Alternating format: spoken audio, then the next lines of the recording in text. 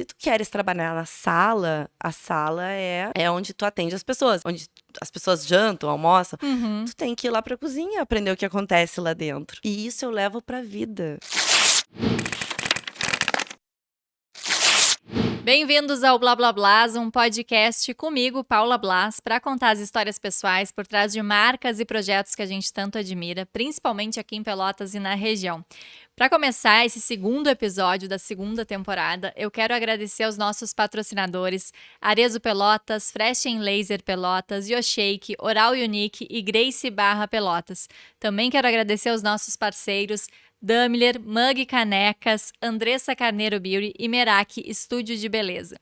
E hoje eu tô muito feliz em receber a Ramiele Leandro, que é uma artista aqui da região de Rio Grande, mas que já morou na Itália, que já expôs na Itália e na Turquia e que tá fazendo um trabalho muito legal. Hoje mora em Pelotas e o Instagram dela, assim, ó, antes de qualquer coisa, eu quero dizer que parem tudo que vocês estão fazendo e entrem no Instagram e digitem Rami_Aquarelas, que é como ela é conhecida. Vocês vão se encantar pelas aquarelas, claro, mas também pelos vídeos, por todo senso estético, por toda a beleza, por toda a arte que mora ali e que com certeza mora na minha convidada de hoje também. Seja bem-vinda, Rami. Obrigada, Paula. Obrigada pelo convite. Fiquei super feliz, porque eu já acompanhava teus podcasts, já acompanhava teu trabalho. Aí quando eu vi a tua mensagem, eu disse, nossa, será que ela vai me convidar?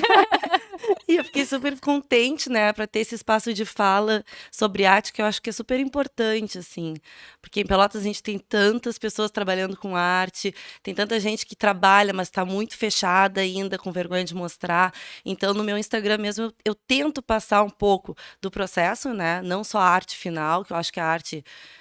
A aquarela final é resultado de um processo, mas eu tento sempre contar histórias, eu escrevo, falo nos vídeos, então ter esse espaço de fala eu acho que é super importante, então fiquei super feliz mesmo. Ah, que bom, fico feliz. E como eu comentei nas mensagens e nos áudios que a gente trocava, é a minha vida também, agora há pouco também te falava, né? Tem muito da minha história esse contar histórias. Então, acho que são apenas formas diferentes, né? E quando a gente reconhece um pouco da gente no outro, é sempre muito legal e a gente precisa aproveitar essas experiências. Então, não falei, mas a Rami, né, só pra gente dar uma contextualizada, é formada em artes visuais pela FURG, tem mestrado em curadoria e mercado de arte na Academia de Belas Artes de Florença, na Itália, é estudante de arquitetura na Universidade Federal aqui de Pelotas, já expôs na Itália e na Turquia, como eu falei, morou na Itália por 7 anos, atuando como curadora em galeria de arte e também como artista, como pintora, né? Então, Rami, eu quero que tu comece contando como que a arte entrou na tua vida, se é algo da tua família, como muitas vezes acontece em famílias de artistas, ou se é algo teu, né, que a gente não explica tanto, mas abraça. É difícil explicar, assim, até te mandei alguns áudios, né, falando assim, eu pensei, nossa, quando eu começo a contar do meu percurso, é um pouco difícil de saber, porque eu tive hoje em dia eu vejo como vários bloqueios na minha vida, que eu fui pra arte e voltei, mas de certa forma eu estava sempre relacionada com ela, sempre me relacionando de qualquer forma com ela. Então, no início, assim, eu não tinha arte em casa, nunca tive, eu sou de uma família de classe média, minha mãe é secretária, meu pai é operário, não tinha quadros, assim, não tinha nenhum artista em casa e também não tinha uma coisa assim, tem pessoas que eu escuto às vezes que dizem, nossa, minha casa era repleta de quadros. A mãe tinha alguns quadros, assim, da avó, mas eu tinha pouca coisa de arte. Eu fui ter contato com arte, né, e eu acho super engraçado, até porque depois, vendo a experiência de alguns amigos meus na Itália, eu via que era parecido, mas eu no interior do Rio Grande do Sul, foi no colégio, nas igrejas, porque eu estudava no São Francisco, né, um colégio marista, então tinha todas aquelas coisas de figuras, mensagens bíblicas, ou dentro da igreja, e aquilo me encantava, eu adorava ir para dentro da igreja e ficar olhando os pequenos afrescos lá de Rio Grande, ou as passagens, e aquilo me encantava de uma certa forma, que eu comecei a desenhar. E foi uma coisa muito espontânea, e isso foi... Eu tenho esses desenhos guardados até hoje, com 10, 11 anos, então eu comecei a desenhar essas imagens bíblicas, que depois de um tempo eu deixei de lado, né? E sempre estudei muito. Quando eu decidi fazer o vestibular, eu queria muito fazer arquitetura, porque, na verdade, a Universidade de Artes, eu acho que tem sempre um pouco de preconceito, assim. O pessoal diz assim... poxa, tu vai fazer arte, tu vai trabalhar com o quê, né? Imagina na época, eu morando em Rio Grande, não se ouvia falar de arte, ou era um artesanato, mas hoje, eu acho que hoje, com a internet, com tudo, né, com o Instagram, a gente vê que tem possibilidades de viver de arte, mas naquela época os meus pais diziam, não, Raime, poxa, a gente investiu tanto na tua educação para pagar um colégio e tal, tu vai fazer artes? Aí tinha arquitetura no FEPEL, só que era longe para mim, era Pelotas, então também ficava complicado, nós em 4 filhos, né, como é que vai, ela vai estudar em Pelotas? Então, eu decidi ir para engenharia civil, né? Aquela coisa assim, um tiro no pé, meu Deus. Então, eu fui para engenharia É civil, um pensamento totalmente racional. porque pensando também que engenharia civil tem muito a ver com arquitetura. Sim, Até tem alguma coisa, mas são 2 mundos diferente. opostos, diferentes. E na engenharia civil eu comecei a entrar num processo que hoje eu também vejo que foi uma depressão, assim. Eu vivia triste, eu comecei a fumar cigarro, uma coisa que imagina hoje eu nem... Eram coisas... Eu comecei a ficar muito mal, porque a engenharia civil realmente não me fez bem, era uma coisa que me oprimia muito. E na época ainda professores super machistas, eu era uma das poucas mulheres na sala de aula, né? Então, ali, aos poucos, eu comecei a ir no prédio das artes para ver como é que era aquele mundo. Aham. Aí eu não preciso dizer que eu me encantei por aquele mundo, né? Aham. Porque uma universidade de artes, ela não te ensina só a ser artista, ela te faz experimentar. Eu acho que hoje, até já, eu gosto de falar fazendo sempre links. Eu acho que hoje, por exemplo, a gente vê no Instagram muitos artistas, e tem muitos que eu digo assim, vem conversar comigo, que eles começam e desistem. Então, até tu pode ver para uma coisa de conta no Instagram, coisa, começa e desiste, porque se frustra. Eu digo assim, nossa, mas tu tem que experimentar mais, né? Experimenta tinta acrílica, experimenta colagem, experimenta aquarela. Tu não vai vender assim rápido, tu vai ser criticado, né? Coisas que a gente vive numa universidade de artes. O professor, tu faz um trabalho que é lindo, a tua mãe e teu pai dizem, nossa, como tu desenha bem, minha filha.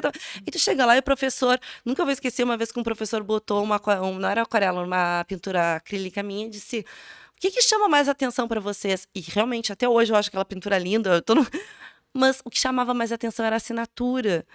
Então é uma crítica que eu voltei chorando para casa. De repente, se como profissional eu já saísse, decidi ser artista, crio uma conta no Instagram e alguém me diz, poxa, a tua assinatura chama mais atenção que a tua arte, de repente já vou sofrer um bloqueio ali. Então eu acho que é importante as pessoas que gostam de arte procurar, né, a universidade de artes ou procurar profissionais que trabalham com arte para fazer realmente um processo de se conhecer como artista. Acho que isso é muito importante para não ter tantos bloqueios, né? Para não ficar, porque hoje em dia tu é julgado, né, de uma forma muito fácil. É muito fácil alguém que nem te conhece, não conhece teu processo, entrar, chegar até ti e até te xingar ou falar uma coisa que não vai ser tão agradável. Então, acho que na universidade a gente trabalha muito isso. Então, a Universidade de Artes, assim, foi maravilhosa. E aí, em que momento que tu fez a troca? E depois de 1 ano e meio, 2 anos na engenharia civil, então eu saí da engenharia civil com aquele pique de estudo de virar madrugadas da engenharia, né, que a gente não dormia para passar nas provas de cálculo. Saí naquela energia, assim, não foi uma aceitação, os meus pais não aceitaram super. Não foi uma coisa assim fácil, né, para os meus pais. A minha mãe me deu bastante apoio, meu pai ficou muito assim, nunca me esqueço que meu pai disse, tu estás tomando uma atitude muito errada na tua vida. E eu, não, pai, não vai ser errada, tu vai ver que eu vou te surpreender. Então eu fui para as artes com todo o gás. Eu estudava, até me emociono um pouco quando eu me lembro que eu virava a noite estudando história da arte, estudando mulheres artistas que na época não tinha muitas coisas escritas. Hoje na internet, claro, com o Google a gente encontra uma variedade de coisas. E foram escritas mais coisas também, Mais né, coisas, sim, recentemente muitas coisas sobre história das mulheres artistas, também críticas de arte muito boas. Então, foi um processo, assim, muito forte. E já na metade da faculdade, eu tive uma professora, a Ivana Nicola, que ela me apoiou muito, assim. Ela viu que eu estudava muito, que eu gostava. Ela disse, não, pode ser minha monitora e eu te ajudo, mas tu tem que conhecer o mundo. E realmente, estudar a história da arte e não ir num museu é muito, assim, porque como a minha família não viajava, né, a gente não tinha condições de estar viajando, tinha alguns colegas, nossa, às vezes era difícil eu ir para Porto Alegre. Então, eu viajava como bolsista da Ivana, viajei para Porto Alegre, para São Paulo, para lugares perto, né? Nunca me esqueço quando eu entrei no MASP, vi um Cezânne, eu chorava de emoção, porque eu tinha estudado toda a vida do Cezânne, eu adorava os cubistas. E aí tava Tava Ali, de ali frente. na minha frente. Aham. Então, a Ivana disse: te prepara pra sair, pra ir pra fora do Brasil. Eu disse: não, Ivana, é impossível ir pra. Como eu vou ir pra fora? Não tem dinheiro pra ir pra fora. Ramile, começa a juntar, sai menos, né? Claro, a gente tá na faculdade, a gente vai pra Brasília. Começa a juntar, começa a trabalhar, começa a fazer pesquisa, tu também vai ganhar bolsa, vai ganhar prêmio. E aí eu comecei, ganhei prêmios na URGS com pesquisa e extensão, e tudo eu juntava. E os meus pais já sabiam desse sonho de estudar fora. Uhum. Então, quando eu me formei em artes visuais, o pai já tinha também reservado, né, para conseguir me dar a passagem para ir para Itália, porque eu já tinha tudo elaborado. E aí, nisso, ele já acreditava, já tava É, firme. também não, estavam achando que ela tá indo, mas tudo bem, ela merece, aquela coisa, vai ser presente de formatura, ela se esforçou, ela estudou muito. Eu também consegui, na verdade, eu não fui com mestrado, porque eu não consegui passar no mestrado aqui. Eu estudava italiano, mas, né, a prova do mestrado na Itália é oral. Uhum. E tem que ser presencial, então tu tem que estar lá. E tu tem 6 livros para ler e fazer uma conversa de 30 minutos com os professores, de perguntas que eles vão fazer para tu relacionar aquilo com algum tema que na hora eles vão sortear. Então é uma prova que realmente eu sei que era um nível bem difícil para passar, mas eu estudei, né? Então aí eu fui para a Itália com uma pós, que era no Instituto Michelangelo, que era uma pós paga, que meu pai também se esforçou horrores para pagar. Eu consegui uma bolsa também, que reduziu um pouco o valor. E lá na Itália eu cheguei, comecei com a pós e também a trabalhar, né? Nunca consegui assim, vou estudar e só estudar.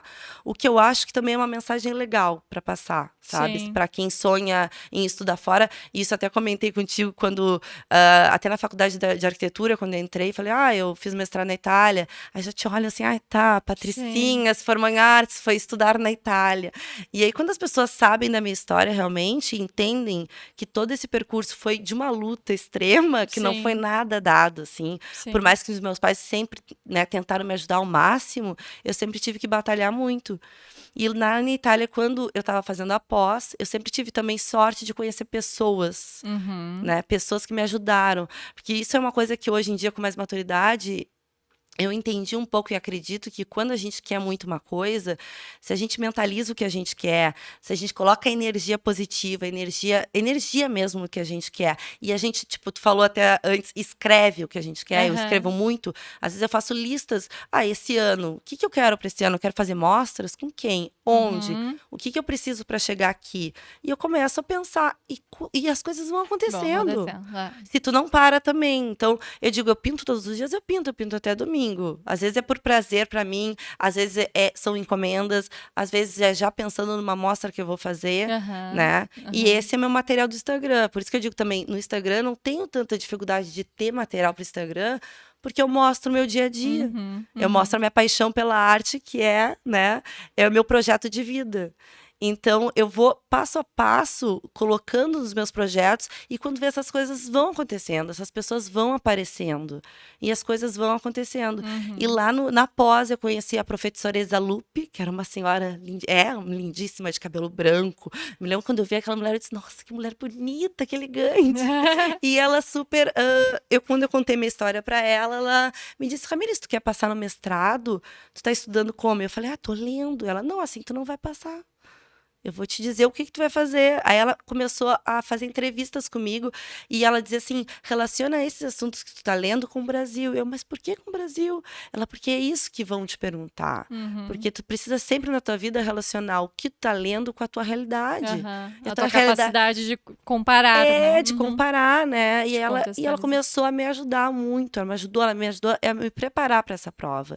Então, quando eu fui para a prova, eu não vou dizer que eu estava confiante. Eu estava tão nervosa, Paula, que eu conto isso para todo mundo, que eu acordei, nunca me esqueço, eu acordei naquela manhã, eu comprei uma garrafa de vinho branco, tomei 2 taças, a louca, eu não sou uma pessoa...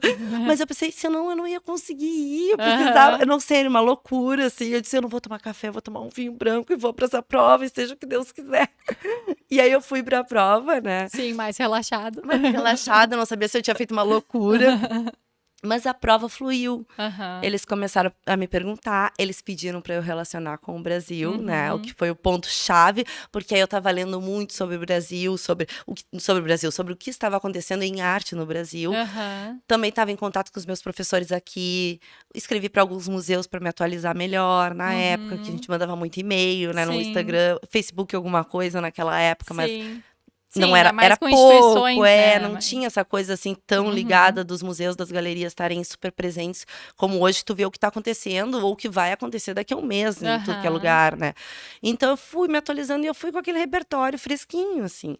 E aí eu tirei 3º lugar geral e ganhei uma bolsa, Ah, né? que Só beleza. que, claro, nesse percurso eu trabalhei em restaurante, eu lavei prato, né? Eu acho que eu comentei contigo, eu cheguei num restaurante que eu achava super bonito, que era o Grilo, na Piazza Santa Maria Novella, que é toda de mármore branco, feita por Brunelleschi, assim, é linda. E eu cheguei ali achando, com o meu currículo Lattes, que tinha tantas páginas, que eu já ia mostrar aquele meu currículo e que iam dizer, tá, pode trabalhar de garçonete. Eu já me achando até superior, dizendo assim, tá, vou lá trabalhar de garçonete. Quando eu cheguei, a realidade bate a porta, né? Eles falaram. Primeiro, eles não entenderam aquele currículo. Eles falaram, não, isso aqui é um currículo acadêmico. O que tu trabalhou na vida? O que tu fez de prático? Né? Isso que eu tinha, claro, uma amiga que me levou, que trabalhava lá. Porque senão é muito difícil tu Aham, sim, tu conseguir chegar. chegar, assim. E eles falaram, olha, se tu queres trabalhar na sala, a sala é, né, é onde tu atende as pessoas, é o, né, onde as pessoas jantam, almoçam, Uhum. tu tem que ir lá pra cozinha aprender o que acontece lá dentro. E isso eu levo pra vida. Quer trabalhar com aquarela? Vai pra cozinha, que eu digo. Às vezes para as pessoas Aham. que me chamam, gente, faz vários esboços, trabalha técnica. E não é só a técnica que vai fazer tu viver de arte, Sim. né? Trabalha a crítica, trabalha o como tu vai mostrar, o como tu vai contar, trabalha processo. Então eu fui pra cozinha aprender a cozinhar, porque eu não sabia fazer nada, e aprender como funcionava para poder explicar os pratos lá. Eu tive que fazer curso sommelier para entender sobre vinhos. Até hoje eu agradeço, assim, porque às vezes eu tenho um evento, eu digo, esse vinho eu sei conversar sobre vinhos, Claro. sobre pratos, né? Sim. Te tornaste uma pessoa mais interessante, dá pra se dizer. Interessante, que isso ajuda, né? Claro. Porque eu acredito muito que quando uma pessoa compra uma arte, ela não compra só arte. Ela compra a história que tem por trás da arte. Com certeza. Né? Se eu te der aqui um papel riscado e falar, olha, é do Picasso, tô precisando de dinheiro, quero vender por pouco. Se esse pouco for 100 mil reais, tu vai dizer, nossa, tá barato, que isso? Mas pode ser um risco, mas o Aham. que tu tá comprando ali? Tu tá comprando a história, tu tá Sim. comprando tem até, tipo, no doutorado da URGS, tem várias dissertações sobre artistas como marca, né? Porque o artista, querendo ou não, ele virou uma marca. Virou, com certeza. Né? E ele já não virou, mas estudos já apontam, né, ao longo da história da arte, o artista, ele criava a sua história e mostrava a sua história, e ele vendia quando as pessoas contavam a sua história. Van Gogh foi vender depois que contaram a história dele, e as pessoas dizem, nossa, que interessante. É meu preferido. E aí querem comprar, quando tu compra uma história, tu não tá interessada se a perspectiva tá certa, se a luz tá certa, se a sombra tá certa, não é a técnica que vende, né? Sim. E às vezes eu também vejo isso, e quando eu digo eu vejo isso, é a Ramile curadora, porque por muito tempo eu trabalhava, quer dizer, eu era psicóloga dos artistas, né? Então chegavam os artistas para mim, isso já mais adiante na galeria, eu pulando, mas ele me mostrava as coisas, mas eu faço isso tudo, e dizia, nossa, que lindo, mas eu não sei por que eu faço isso, Rami. Eu não entendo o que eu faço. E aí é um processo. Tu entender o teu trabalho é o primeiro passo. Sim. Tu entender o teu estilo é o primeiro passo para tu chegar lá, né? Mas aí voltando. Sim, isso que eu ia te comentar. Então, tu fizeste 1 ano e meio, 2 ali de engenharia, aí os teus pais, né, não acharam tão legal, mas ok, vamos lá. Acho que qualquer pai, né? Qualquer eu sei, hoje em dia acho que é bem diferente, mas na minha época, pelo mas menos. eu acho que não, né? ainda hoje, eu acho que na verdade, até falo como mãe, e como mãe que escreve, que gosta das artes e que valoriza e tudo mais. Querendo ou não, existe o medo. Sim, né? O medo do que vai ser a vida do teu filho em termos financeiros mesmo, entende? Então eu acho que é muito por não é por não valorizar ou não enxergar o talento ou qualquer coisa do tipo. É geralmente por receio, é um cuidado extremo, né? Um cuidado que Sim. ultrapassa o limite saudável, mas que é natural ao mesmo tempo. Mas enfim, aí tu fizeste, né, então, a faculdade de artes, conseguiste ali após, já desde essa época escrevendo e pensando no Sim. tanto que tu gostaria, né? Porque a gente fala agora, contando, parece fácil. Não sai tanto, não vai tanto pra barzinho, não passei, sei lá, tanto com o namorado. Mas no dia a dia de um né, adolescente, um jovem adulto, muito difícil. Né, os amigos saindo e tudo mais, é diferente. É claro que existem várias dificuldades e tipos de dificuldades na vida, mas cada um sabe das suas, Sim, né? E aí, depois, então, tu consegues essa pós, vai pra Itália, consegue essa mentora, né? Mesmo que ela não tivesse esse papel oficial. E aí, passas no mestrado. Sim. E aí, no momento que tu passa... Nesse momento, tu estava como curadora, tu estava como no restaurante, tu comentavas? Eu estava trabalhando num restaurante. No restaurante ainda. Isso, trabalhava no restaurante, já tinha acabado a pós. Aprendendo tudo. E aí começou um mundo novo para mim, que o mestrado, ele exigia o extremo, né? O mestrado na Itália, realmente continuaram, as provas são todas orais e muitos trabalhos. Eu dizia hoje que eu faço arquitetura, eu dizia era quase uma arquitetura, porque era projeto em cima de projeto, a gente tinha que estar sempre super atualizado. E uma coisa boa do mestrado na Itália, não sei, eu digo na Itália, não sei como é na Espanha, mas né, lá pelo menos, eu via alguns colegas que faziam outros mestrados, é que tu tem um leque de estágios muito grande. Isso que eu ia te perguntar, a tua vontade do mestrado era muito pelas bolsas ou ele realmente fazia parte de um plano maior? Quando eu mudei, né, da engenharia civil para as artes, eu comecei a pesquisar coisas que eu poderia trabalhar que tivessem um futuro, né? Assim que né? Porque eu pensava assim, se eu pintar ou se esses meus desenhos, nunca ninguém vai comprar. Eu não acreditava na minha arte, né? Então eu comecei a ver e a pesquisar. Pessoas formadas em artes podem fazer o quê? E aí, quando eu li sobre curadoria de arte, eu achei muito interessante. E eu vi que o curador, ele poderia trabalhar com eventos, ele poderia trabalhar com o mercado de arte, ele poderia vender arte de outros artistas, ele poderia trabalhar em feiras de artes, em museus, né? A curadoria de bienais. Então, aquilo encheu, assim, meu olho, dizendo assim... encheu o olho, não é feio de dizer, assim, me deu uma esperança de dizer para os meus pais também, olha, eu vou fazer alguma coisa que vai me dar um futuro, né? Eu não tô indo para lá para aprender a pintar, eu estou indo sempre um pouco negando, teve essa negação por muito tempo, né, do que eu vivo hoje. Então eu dizia assim, eu não tô indo para lá para aprender a pintar, eu quero ser curadora de arte. Até porque aquela, sabe, eu vou ser curadora de arte era muito, né, soava melhor do que, vou ser pintora. Então aquilo me dava uma segurança, e segurança que eu pensava que passava para os meus pais. Eu nunca perguntei para eles se passou algum momento de segurança ou não, né? Mas, então eu procurei esse mestrado por isso, né? E quando eu entrei na curadoria, eu me dei conta que ali me abriu um mundo, assim, né? E eu estudei ali aquarela.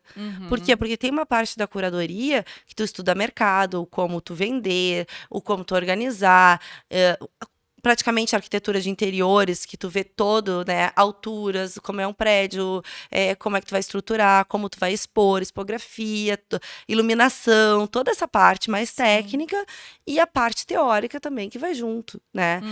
E ali também tinha as aulas que a gente tinha que fazer muita coisa à mão, então a gente tinha as opcionais, que era pintura, escultura, tinha tudo isso. E aí de opcionais eu peguei aquarela, porque no Brasil eu tive pouquíssimas aulas de aquarela, e na FURG, acho que a FURG hoje em dia está bem melhor nesse quesito das artes, tem até um prédio das artes, mas antigamente era um prédio super antigo, as salas de aula eram super pequenas e a gente não tinha material. E material artístico é um material caro. E quando não é escolar, que é um material com uma qualidade melhor, por exemplo, aquarela, se tu usa uma aquarela daquelas quase infantil, que são secas, ela é muito ruim, assim, o pigmento, então é frustrante, tu faz um desenho, uma pintura e fica ruim, fica feio, né? Então, eu nunca consegui comprar uma aquarela profissional quando eu estudava na FURG. E lá no mestrado eles te dão todos. Então eu comecei a ver aqueles pincéis de que no Brasil eram R$600, eles deixavam a gente usar, e todas as tintas. E aí ali eu tive o tempo de experimentar. Eu fui muito ruim na aquarela. Nunca esqueço a minha primeira praia que eu pintei. O meu professor disse, parece uma espinha na pele. É um guarda-sol, é um ombrellone, professor. Ele, E ele disse, que horror, mas que esquivo, esquivo é uma coisa muito horrorosa. Ele, nossa, tu tem que praticar muito, porque os italianos, eles são assim. E várias vezes eu tive coisas que eu fiz que eu sei que esteticamente. Depois eu tive a fase que eles falaram que eu tava muito preocupada com a estética e tava esquecendo a narrativa. Então eu tive toda a fase de bloquear e desbloquear na pintura. Aí eu quero esquecer a aquarela por 3 meses. Não pintava por 3 meses, não queria nem ver. E isso é super normal. Sim. E aí voltava depois e sempre tá levando a curadoria. E nesse meio surgiu um estágio, eu fiz vários estágios em Fábrica Europa, que é um festival, fiz de mostras de arte em Firenze, diversas mostras de arte, sempre estágio, né? E ali eu conheci muitos artistas, fiz muitas amizades que hoje em dia são ótimos, né? Se hoje eu vendi para Portugal, para Espanha, para Suíça, é porque eu tenho esses colegas nesses países e eles falam, Rami, eu quero uma aquarela tua. E aí daqui a pouco eu vendo para eles e vende para tia, vende para amiga, então eu tenho clientes pelo mundo. Por esses contatos, o que é muito importante sempre acho que em qualquer profissão, né? Claro. A gente ter boas amizades, a gente, né, se engajar em projetos. Às vezes aquele projeto não vai te dar dinheiro, remuneração financeira, mas ele vai te trazer outras coisas. Então, considera. É posicionamento, pondera, contato, né? Pondera, pensa nisso, Claro. sabes? Então, nesse tempo, então, dos estágios, eu tive um estágio que era para eu fazer a curadoria de uma mostra. Só que eu me dei super bem com o pessoal da galeria. Sabe quando tu entra num lugar e tu te sente em casa? Eu nunca vou esquecer que eu entrei na galeria e aí já veio a mãe do galerista com um cachorrinho e começou a conversar comigo, e o pai, e a mulher dele, e eles eram queridos, e ele tinha uma assistente na época, hoje é uma das maiores galerias de Firenze, ele tinha uma assistente, ela era super querida também, e só que eles precisavam montar aquela mostra em 2 dias, então eu praticamente não dormi com eles, e era um estágio curto, que eles chamam lá, tipo, tem estágios até de 1 semana. Só que a gente se deu bem. Aí, quando acabou a mostra, a gente sai sempre para jantar na Itália, tudo acaba, né? Ou na pizza, um risottino, vinho. Eles falaram, Rami, vem conversar amanhã, com calma, à tarde, vamos ver se a gente não te encaixa em outras coisas. E aí, eles me convidaram para fazer um estágio de 3 meses, remunerado.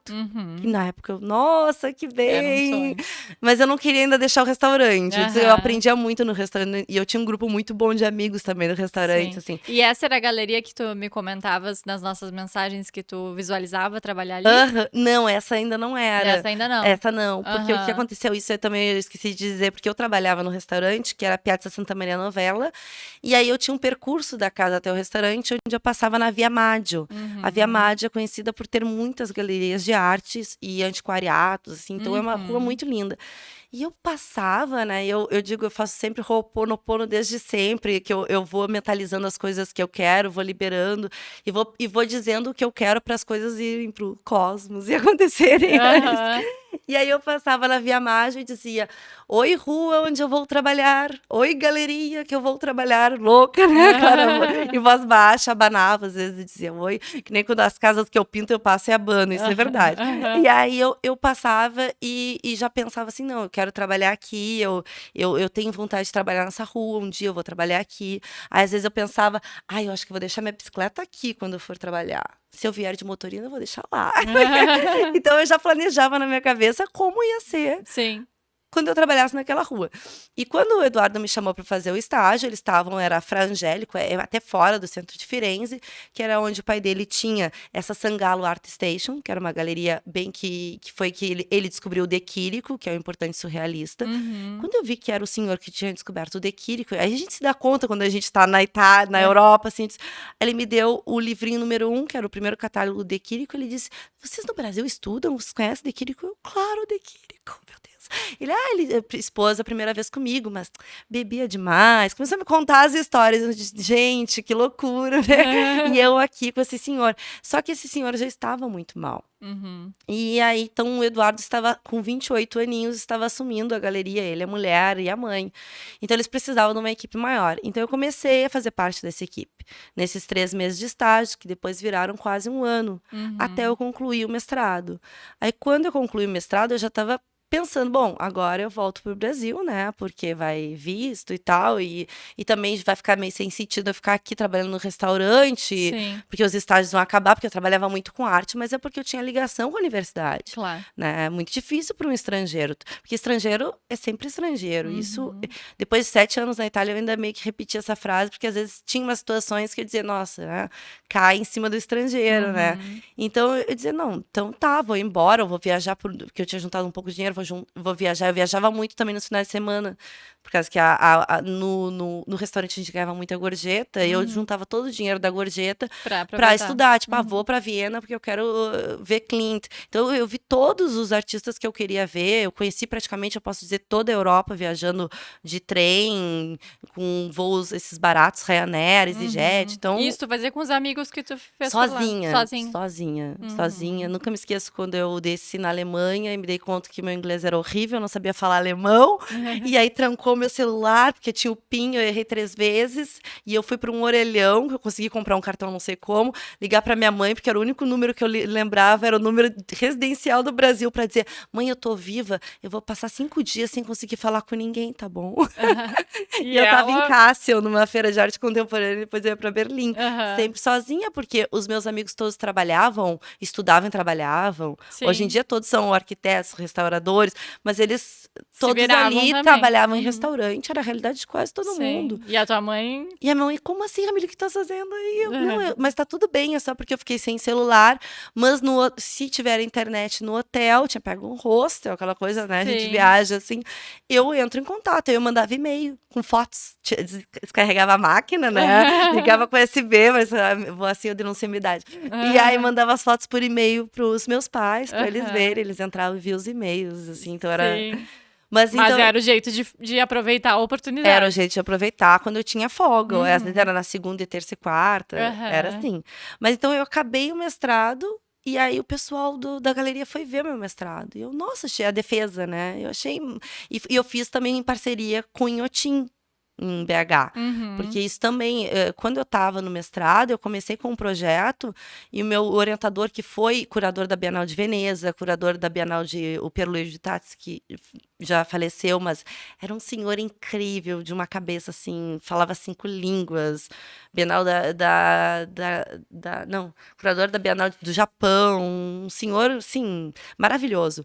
E ele, quando ele falou assim, eu aceito te orientar, mas eu acho que esse teu projeto não tá legal. Eu acho que tu tem que pesquisar uma coisa que a gente não tem aqui em italiano, que é sobre Inhotim, que está no Brasil, e eu não conhecia. Ele Uhum. disse, é o maior museu a céu aberto do mundo. Tu tens que ir para lá, eu consigo para ti, vais passar um mês lá, vais voltar para o Brasil. E realmente foi também a oportunidade, né, que eu sempre juntava dinheiro para vir ver meus pais, de Aham. naquela época, do mestrado e trabalho, eu passar um tempo no Brasil e conseguir fazer uma pesquisa do Brasil para a Itália, né, de Uhum. curadoria, de entender a relação que eu tive, entender um pouquinho por que que o pessoal que morava em Brumadinho na época negava um pouco o museu, relação Uhum. das pessoas com o museu. Mas enfim, eu acabei esse mestrado e no dia da defesa o galerista me ofereceu, então eles foram com um contrato de trabalho a tempo indeterminado, que Uhum. é maravilhoso, me oferecendo que é quase um concurso público no Brasil, né? Sim. Então, quando eu vi aquilo, assim, claro, eu já estava feliz que eu tinha concluído, assim, eu disse, vocês estão me contratando? Ele, sim, Rami, assim tu vai poder fazer o teu visto e vais poder ficar quanto tempo tu quiseres na Itália trabalhando com a gente que está te contratando. E o salário era maravilhoso, eu não precisava mais trabalhar Fazendo outras coisas. não, Uhum. né? Então eu tive que me despedir lá do pessoal, chorando até no restaurante, Aham. que eu adorava, assim, era legal, mas era cansativo, mas era legal. E depois eu passei a almoçar também, eu fiz é aquela coisa, assim, uma coisa também legal da galeria, que o Eduardo gostou quando eu fiz o estágio, porque trabalhando no restaurante, eu conheci, era um restaurante bom, bem Uhum. chique, assim, em Aham. Firenze, eu conheci os outros, o pessoal, tanto donos de outros restaurantes, porque a gente ia provar pratos e vinhos, e tem essa parceria na Itália por causa do turismo que um manda para o outro. Eu Uhum. conheci outros donos e pessoas que trabalhavam, então eu tinha muita parceria em restaurantes. Então quando a gente tinha, vem um cliente importante, a gente tem que levar para, aí eu já ligava e eles conseguiam vaga. Somos em 20 depois do vernissage. Eu consigo, gente. Eu conseguia Aham. sempre, porque eu tinha meus colegas colegas ali. Sim. Então são laços que a gente vai fazendo, percursos da vida, né, que a gente vai trilhando e links que a gente vai fazendo que eu acho que são sempre importantes. Que às vezes a gente nem se dá conta no momento, né? Ou que às vezes as pessoas negam, sabe? Eu vejo pessoas assim, poxa, tiveram um percurso super... Eu acho bonito esse meu de trabalhar e não ter vergonha de dizer que lavei prato e servir em restaurante. E as pessoas escondem e já pulam para fui para a Itália, fiz um mestrado. Quando, na verdade, o mais interessante é o tu mostrar isso para quê? Não para as pessoas falarem, é brava. Não, é para as pessoas, de repente, pensarem, poxa, eu também posso fazer isso. Sim, sim. Se eu e tenho até um para sonho... que eu acho que, não só para o outro, acho que para a gente também, a vida é cíclica, né? Não é porque hoje a gente já alcançou certas coisas que amanhã a gente não vai precisar das que a gente precisou anteriormente, ou viver outros desafios, mas que se assemelham de alguma forma. Então, acho que se a gente mata esse percurso, é como se a gente botasse fora mesmo, né? Como se a gente tivesse que, depois que viver tudo de novo pra, quem sabe, dessa vez aprender. Então, acho que é mais um lembrete pra gente. Olha, se eu conseguir aquela vez... Eu consigo qualquer coisa. É como quando eu tenho que falar, né? Hoje eu até comentei com uma amiga, vou falar no programa da Paula, tu não tá nervosa? Olha, se eu tinha que falar em italiano quando eu tenho que falar em português, eu acho tranquilo. É bem porque isso. A gente supera, né? O nível de dificuldade das coisas também vai mudando. Claro, a gente sempre fica um pouco nervosa, ainda mais quando vai falar da gente, assim, né? Uma coisa, né? Mas eu fico nervosa. Cada episódio, né? Exige uma concentração total na história de outra pessoa. Sim. Tu não quer deixar passar nada. E eu sou da área, então... vão mudando os níveis de dificuldades, né? A gente vai esperando aos poucos. E vai esperando aos poucos. Mas então tu saíste do restaurante, aí, né, recebeste esse presente, esse contrato. Presente merecido, claro, mas ainda assim um presente, esse contrato. E aí então tu assumiu como curadora de fato, Isso, né? era assistente do galerista, né? Então eu fazia toda a parte de assistente. Desde, tipo, as feiras de arte, porque na Europa tu vende muito, no Brasil também, com as feiras de arte contemporânea. O que é a feira?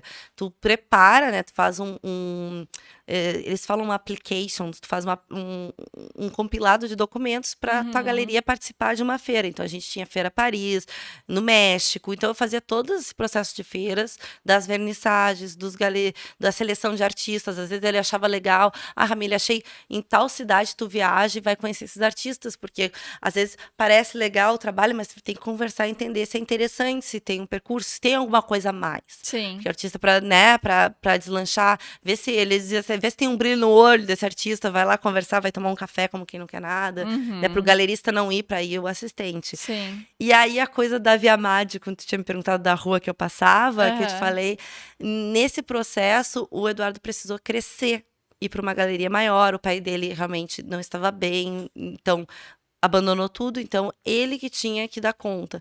Aí ele falou assim um dia, olha, realmente não vai trabalhar mais nesse escritório. E aí eu nunca me esqueço, eu tava escrevendo assim, onde é que vai ser o novo? Tu já viu alguma coisa? Ele, não, eu comprei um lugar, é maravilhoso. E eu, onde? Ele, na Via Madi, Era a rua que eu passava toda. Chegou o dia. Que eu dizia que eu vou deixar minha bicicleta. E era bem na frente do bicicletário.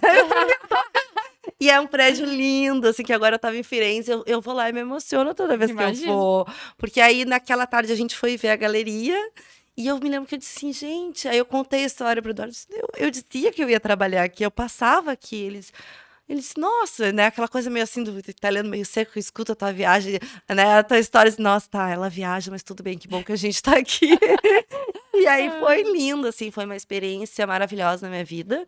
Todos esses anos de trabalho, né? Aconteceram inúmeras coisas nesses 7 anos de Itália, né? De trabalho ali foram 4, porque depois eu voltei para o Brasil como representante também. Então foi um processo onde eu aprendi muito, né? Principalmente tive que aprender a lidar com outros artistas, também... Nesse processo também a Ramília artista começou a falar, porque eu desenhava muito, né? Na época também a coisa da arquitetura, que lá atrás eu tinha dormindo, né? Eu pensei, eu queria mesmo, o primeiro sonho era ser arquiteta. E como não deu engenharia, mas aí eu descobri que, poxa, tinha artes visuais na FURG, então, trabalhando como curadora, eu fazia muitos projetos para as mostras, às vezes, precisa de um mobiliário, e eu só desenhava, e os meus croquis, né? Todo mundo dizia, nossa, que bonito, até o galerista dizia, Rami, tu faz umas aquarelas tão bonitas. E nesse período da galeria, teve uma época que eu me sentia, assim, muito triste por estar só teorizando o trabalho de outros artistas, depois que eu passei aquela zona de conforto, não, passei aquela turbulência que tu entra numa zona de conforto, eu já sei fazer esse trabalho, assim, Sim. eu já tinha uma praticidade muito grande dentro da galeria, e a gente também já tinha vários estagiários, então eu podia dizer, tu faz isso. Então, eu comecei a entrar numa, que eles chamam lá, uma noia, assim. E aí, o que que eu fazia? Eu pegava folhas de aquarela, ia pro Piazzale Michelangelo, pegava o meu motorino, na época, o Nineto, que era... Nineto é um ator italiano. Eu vi Pegava teu o Nineto, Instagram. pegava o Nineto, botava meu capacete de formiga, ia lá pra cima do Piazzale e ficava pintando, né? Ninguém dizia que era brasileira, eu lá bem casacão, boininha. Aí chegavam os turistas, queriam comprar, eu vendia por 20 euros, por 50 euros, e vendia pelo prazer de vender o meu trabalho. Olha a loucura. Sim. Eu nem precisava, porque eu ganhava bem. Não que, claro, né? Mas não era uma coisa assim, se eu não vender, eu não Sim, vou passar trabalho. Não, então eu trabalhava já bem, mas eu ficava lá de óculos escuros, pintando. Sim, E eu fiz isso a minha arte vale dinheiro. e eu consigo vender, e eu ainda pinto.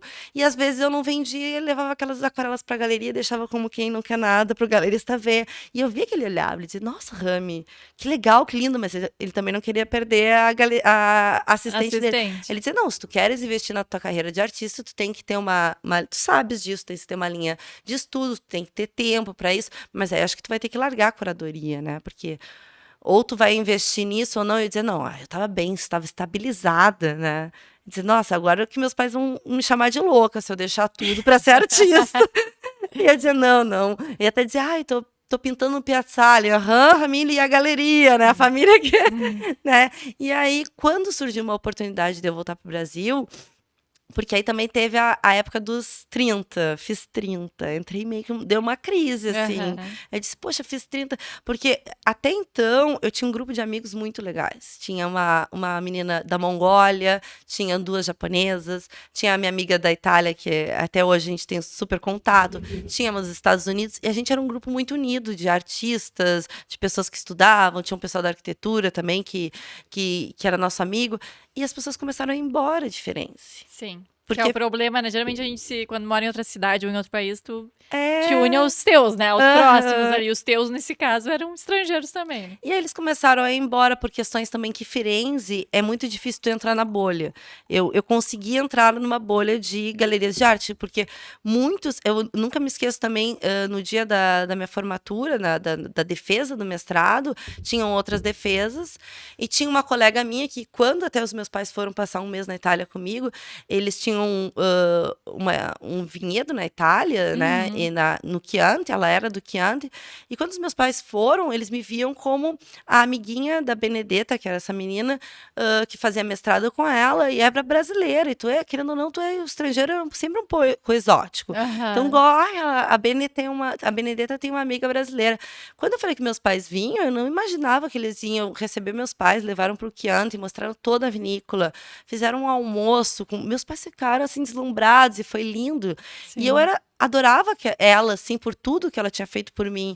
E quando eles souberam que eu ganhei, né? Que eu fui contratada pela galeria, o pai dela simplesmente me virou as costas, depois da minha defesa, que foi em seguida, que a gente estava comemorando, que se bota a coroa de Fugir de Louros, e ele disse assim, poxa, achei que tu fosse legal e tu veio aqui roubar o trabalho dos italianos. E eu fiquei com aquilo. E o galerista, o pessoal me olhou e disse, gente, ainda tem isso.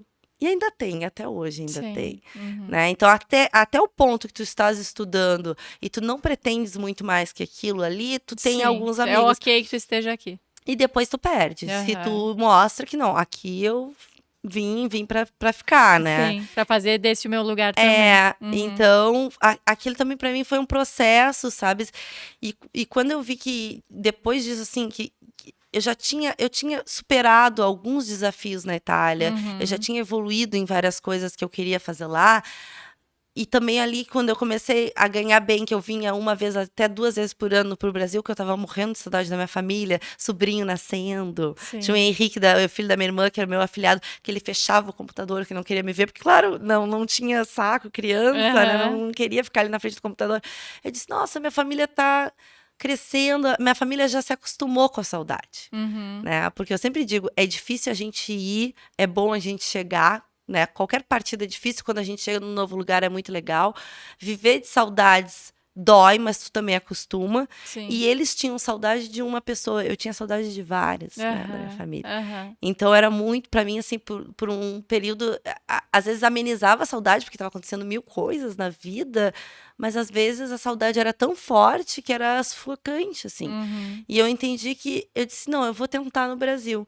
Aí surgiu a oportunidade das feiras de artes que estavam crescendo muito no Brasil, Arte Rio, Arte São Paulo, Uhum. e várias parcerias da galeria com aqui, Argentina. E aí ele disse, olha, Rami, tu podes ir pro Brasil, podes morar até em Porto Alegre, ou Pelotas, ou mesmo na cidade dos teus pais, o que te der mais facilidade é um aeroporto, quando tu precisar viajar, mas tu vai viajar pela internet, tu vai trabalhar pela internet. Uhum. O salário era bem menor, mas ganhando em euro tava bom, Sim. tava ótimo, na verdade. E eu pensei, nossa, se eu fizer isso, eu vou ter tempo para estudar para um Enem e fazer arquitetura, porque eu não tinha esquecido aquela caixinha da arquitetura, eu queria ainda fazer arquitetura. Aí ele disse, sim, tu podes até voltar a pintar e desenvolver, se é muito isso que tu queres, porque isso foi uma conversa que eu falei que tinha a possibilidade de eu voltar pro Brasil, claro, tu dá o pré-aviso, né, Sim. para deixar um contrato, 6 meses quase na Itália, mas o meu poderia ser até 3, né. Aham. E aí na verdade foi um ano que eu me preparei para voltar. Eu não voltei em seguida, porque como teve vamos planejar essa tua volta, eu disse, não, então eu não vou assim, à la louca, né? Aham. Vamos planejar esse meu retorno e vou voltar mais ou menos estruturada. E eu voltei, não foi bem assim, né? Eu voltei e as coisas não fluíram tão bem no Brasil, com a galeria lá, aqui, então não tiveram tantas parcerias. Eu também voltei, decidi tirar um ano sabático para viajar pelo Brasil. Fui para a Amazônia, fui para diversos lugares, assim. Mas aquele ano sabático me tirou do ritmo acelerado que eu vinha desde a minha adolescência. Aham. Né? Então, eu acho que eu sofri um baque também cultural, porque eu estava acostumada a trabalhar e ser reconhecida no Brasil como uma pessoa que trabalhava com arte e era respeitada. E aqui eu cheguei a escutar proposta de salário de R$ 900 numa galeria de Porto Alegre, que é bem renomada, por mês, assim, né? E eu disse, hã? Pra morar em Porto Alegre. Oi? É sim, não pagaria nem, né, nem acho que metade de um aluguel. É. E aí então, aquilo foi me deprimindo um pouco. Então, quando eu voltei, eu comecei a estudar para o Enem para arquitetura. Também tive um período que eu não gosto muito de falar, mas também entrei num relacionamento que me sugou muito, que eu me anulei muito, que eu, inclusive, parei de pintar. Então, por isso que eu digo, a vida, ela te dá altos e baixos, Sim. né? Não é, voltei da Itália e passei para a arquitetura e voltei para as aquarelas e família artista ressurgiu. Não, eu vejo que quando eu voltei para o Brasil, não é regredir, mas eu parei. Aham. Eu parei, eu tive e agora? Sim. E eu, hoje em dia, até com terapia, eu vejo que, eu acho que foi uma coisa assim, eu cheguei num ponto da minha vida que eu queria assumir meu sonho. Meu sonho sempre foi ser artista. E meu sonho era ser artista, mas também tinha o sonho da arquitetura, e eu não sabia bem o que eu queria. Então eu cheguei num ponto que eu não estava mais no percurso que eu queria trilhar para mostrar para os outros que eu era capaz. Sim. Mas era comigo, era com a Ramile. Aham. E aí... E contigo, e até a própria família, eu acho que E a própria família também. não é muito fácil quando a gente é a parente que mora longe. E aí volta a ser a parente que mora perto. Porque a parente que mora perto não é a mesma que saiu daqui anos atrás. Não né? é bem diferente. Até com as amigas, muda tudo. Muda tudo, porque Muda tudo. tu contigo mesma já também não é a mesma. Claro, pelo tempo, pelas experiências, por tudo, né, Rami? Então, eu acho que, na verdade, é um período de readequação, de maturação, Total. né? É aquele período doído, mas que depois que passa a gente entende que era quase que necessário, né? Pra levantar. Pra levantar. Até esses dias eu tava conversando com uma professora da FAURB, a Adriane Borda, e a Adri disse, tu precisou entrar num buraco pra pular pra fora, porque a gente tava conversando sobre esse percurso, né? E aí ela disse, nossa, Rami, tu vê como esse período, assim, da tua vida foi importante pra essa mulher vir com força total? Sim. E eu disse, nossa, é verdade. Hoje em dia eu vejo tudo isso. Por isso que eu digo, às vezes, até quando alguns artistas vêm falar comigo e dizem assim, eu tenho bloqueios, eu não sei como tu pinta todo dia. Eu digo assim, gente, Instagram também não é vida, né? Instagram a gente mostra. Mas tem dias que eu não pinto, também tem dias. Tem aquarelas que eu faço que eu não gosto tanto e eu deixo de lado, eu rasgo, eu tenho várias, e eu pinto outra, né? Eu até acho que eu tenho que mostrar mais isso no Instagram, sabe? Esse outro lado, eu acho que é importante. Tu sabe que uma vez eu botei, agora nesse verão, botei uma foto tem um cafezinho aqui, Rami, se tu obrigada, quiser. vou lá Não ver. quis atrapalhar tua fala aquela hora. Mas esses tempos eu botei só os meus pés, assim, na piscina do meu escritório. E aí botei, porque, como diz o clichê, descanso também é treino, alguma coisa do tipo, assim. Sim, o ócio. E aí uma menina me respondeu, nossa, não sabe, que bom, como eu me sinto melhor comigo mesma sabendo que tu também para. E aí eu fiquei pensando, meu Deus, qual a mensagem? E olha que, passando, né, eu trabalho com marca pessoal, com branding pessoal, então pensar o que está comunicando, não no sentido de virar um personagem, muito pelo contrário, mas de ter essa autoanálise, de ter esse pensamento prévio, é a minha vida, para mim e para os outros. E ainda assim, olha como às vezes a gente passa uma mensagem equivocada. Muitas vezes até por tentar realmente ser mais forte, mais produtiva, mais alta performance, né? Do que a gente pra mostrar a parte boa, pra mostrar a parte boa, porque também, É. né, ninguém quer chorar na internet. Eu digo, eu nunca, por exemplo, eu sou uma pessoa que tu não vai me ver reclamando de alguma coisa no Instagram. Porque eu acredito muito isso da energia. Sim. Então, a energia que eu boto no meu trabalho é positiva. Se alguma coisa não tá boa, eu vou ver por que ela não tá boa. E eu não boto a culpa, de repente, no cliente, no meu fornecedor de, sei lá, de papel. Não sei, porque às vezes é muito fácil a gente botar a culpa no outro. Então, eu vou ver por que eu não tô legal. Por que eu tô olhando aquela situação com aqueles olhos que não são legais e por que isso tá me fazendo mal, né? E até também comigo uma artista fala, nossa, tu é super ativa, né? Tu ainda tá treinando por uma maratona esses dias, porque eu postei um pouco dos meus treinos, que eu comecei, que é a Maratona de Porto Alegre em julho, mas eu sou uma corredora já de anos, foi o que me tirou desse marasmo que eu entrei quando eu voltei pro Brasil. A corrida me deu um sentido novo pra vida, porque a corrida é disciplina. Sim. Se tu não faz o treino, tu não passa a linha de chegada. Então, a corrida me ensinou muito na vida. E a arte é disciplina. A arte ao contrário do que se disciplina. pensa. É muita disciplina, não é? E também digo, não é só técnica. Eu todo dia eu estudo várias coisas. Eu leio muito, né? Então eu tô sempre e também me atualizo muito, né? Tô sempre também tentando evoluir a minha linguagem. O que eu tô querendo dizer com essa minha arte, né? Toda a arte que eu faço, eu escrevo, um dia, quem sabe, né, escrever um livro sobre todas as histórias das pessoas que me procuram, que contam as histórias das suas vidas, principalmente quando eu pinto as casas antigas, os casarões, ou são casas simples, mas é a casa da avó, que a pessoa me diz assim, ali tinha uma hortência, aqui tinha um banco, Rami, que não existe mais. Eu digo, tá, mas como é que era esse banco? Era de ferro? Tá, você tomava um chimarrão? Eu começo a perguntar, e quando vê a pessoa me contou e me deu detalhes da casa que nem ela lembrava. Mas olha só, a gente tomava chimarrão e atrás tinha um vitral, a pessoa lembra. Vai lembrando. E aí eu começo a escrever e depois eu mostro essas histórias. Às vezes eu não mostro, mas eu digo, olha, um dia, se eu escrever um livro, eu vou ter que te pedir permissão para contar, tá? Mas eu vou salvando tudo num arquivo, né? Então eu acho que isso tudo é um percurso. E é legal a gente mostrar. Sim. Mas realmente, eu acho que eu peco um pouco no Instagram por não mostrar que eu também tenho dias não. Todo mundo tem, né? E faz parte desse processo. E inclusive ajudam a nossa arte. Ajuda muito, porque às vezes tá meio assim, aí acho que não é viver o mito do artista que precisa sofrer para criar, não é isso? Não. Mas querendo ou não, é o teu olhar sobre a vida, né? Sim. Então, o jeito que tu olha até para as tuas pequenas tragédias também ajudam, né? E também se refletem na tua arte, na forma que tu conecta o outro. Mas, Rami, queria entender por que arquitetura. Então, já que tu tinha todo, né? Entendi o porquê do movimento para o Brasil, por mais que não tenha sido como tu imaginavas, mas toda a tua expectativa. Mas já que tu já tinha esse contato maior, já tinha, inclusive, incentivo, né? Pra apostar na tua arte. Ao mesmo tempo, se tu resolvesse nunca apostar, tu também já estava vivendo de arte de outra maneira. Então, por que a arquitetura ainda era uma vontade latente? Eu acho que foi uma... Acho não, né? Eu tenho... Pra mim, assim, era um sonho fazer arquitetura quando eu era mais nova. E aí não dava, porque Pelotas era complicado, os meus pais não poderiam pagar um aluguel aqui, porque tinha os meus outros irmãos também que estavam estudando. Então, a gente tinha que pensar mais ou menos ali, FURG, né, e tal. E também a prova da Federal de Pelotas tinha todo um cursinho na época que tu tinha que fazer, que eram 2 provas, não era Enem. Então, uma série de coisas que não me possibilitaram fazer arquitetura naquela época. E quando eu estava trabalhando na galeria, eu ficava super chateada de fazer os meus projetos, né?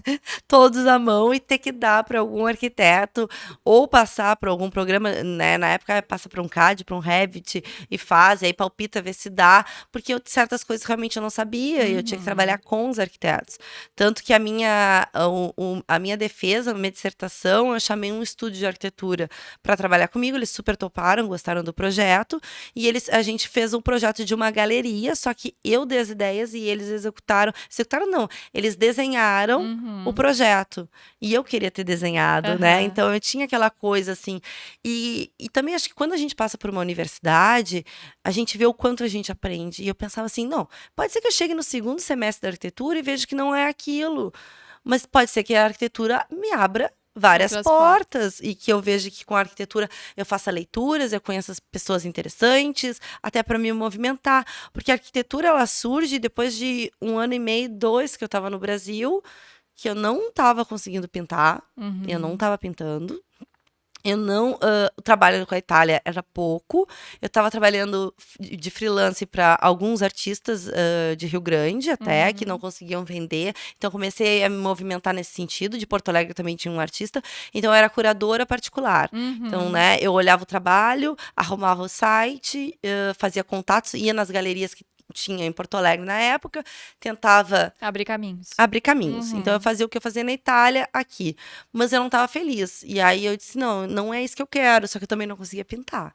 E aí eu estudei, resolvi, foi uma fuga estudar para ENEM, foi uma terapia, assim, que eu sentava, estudava química, biologia, física, tudo de novo. Saía do... E aí até pensei, vou fazer... E ao mesmo tempo te sentia em algum caminho. Em algum caminho, é importante, né? Eu pensei, não, vou fazer católica, também nada contra fazer católica, né?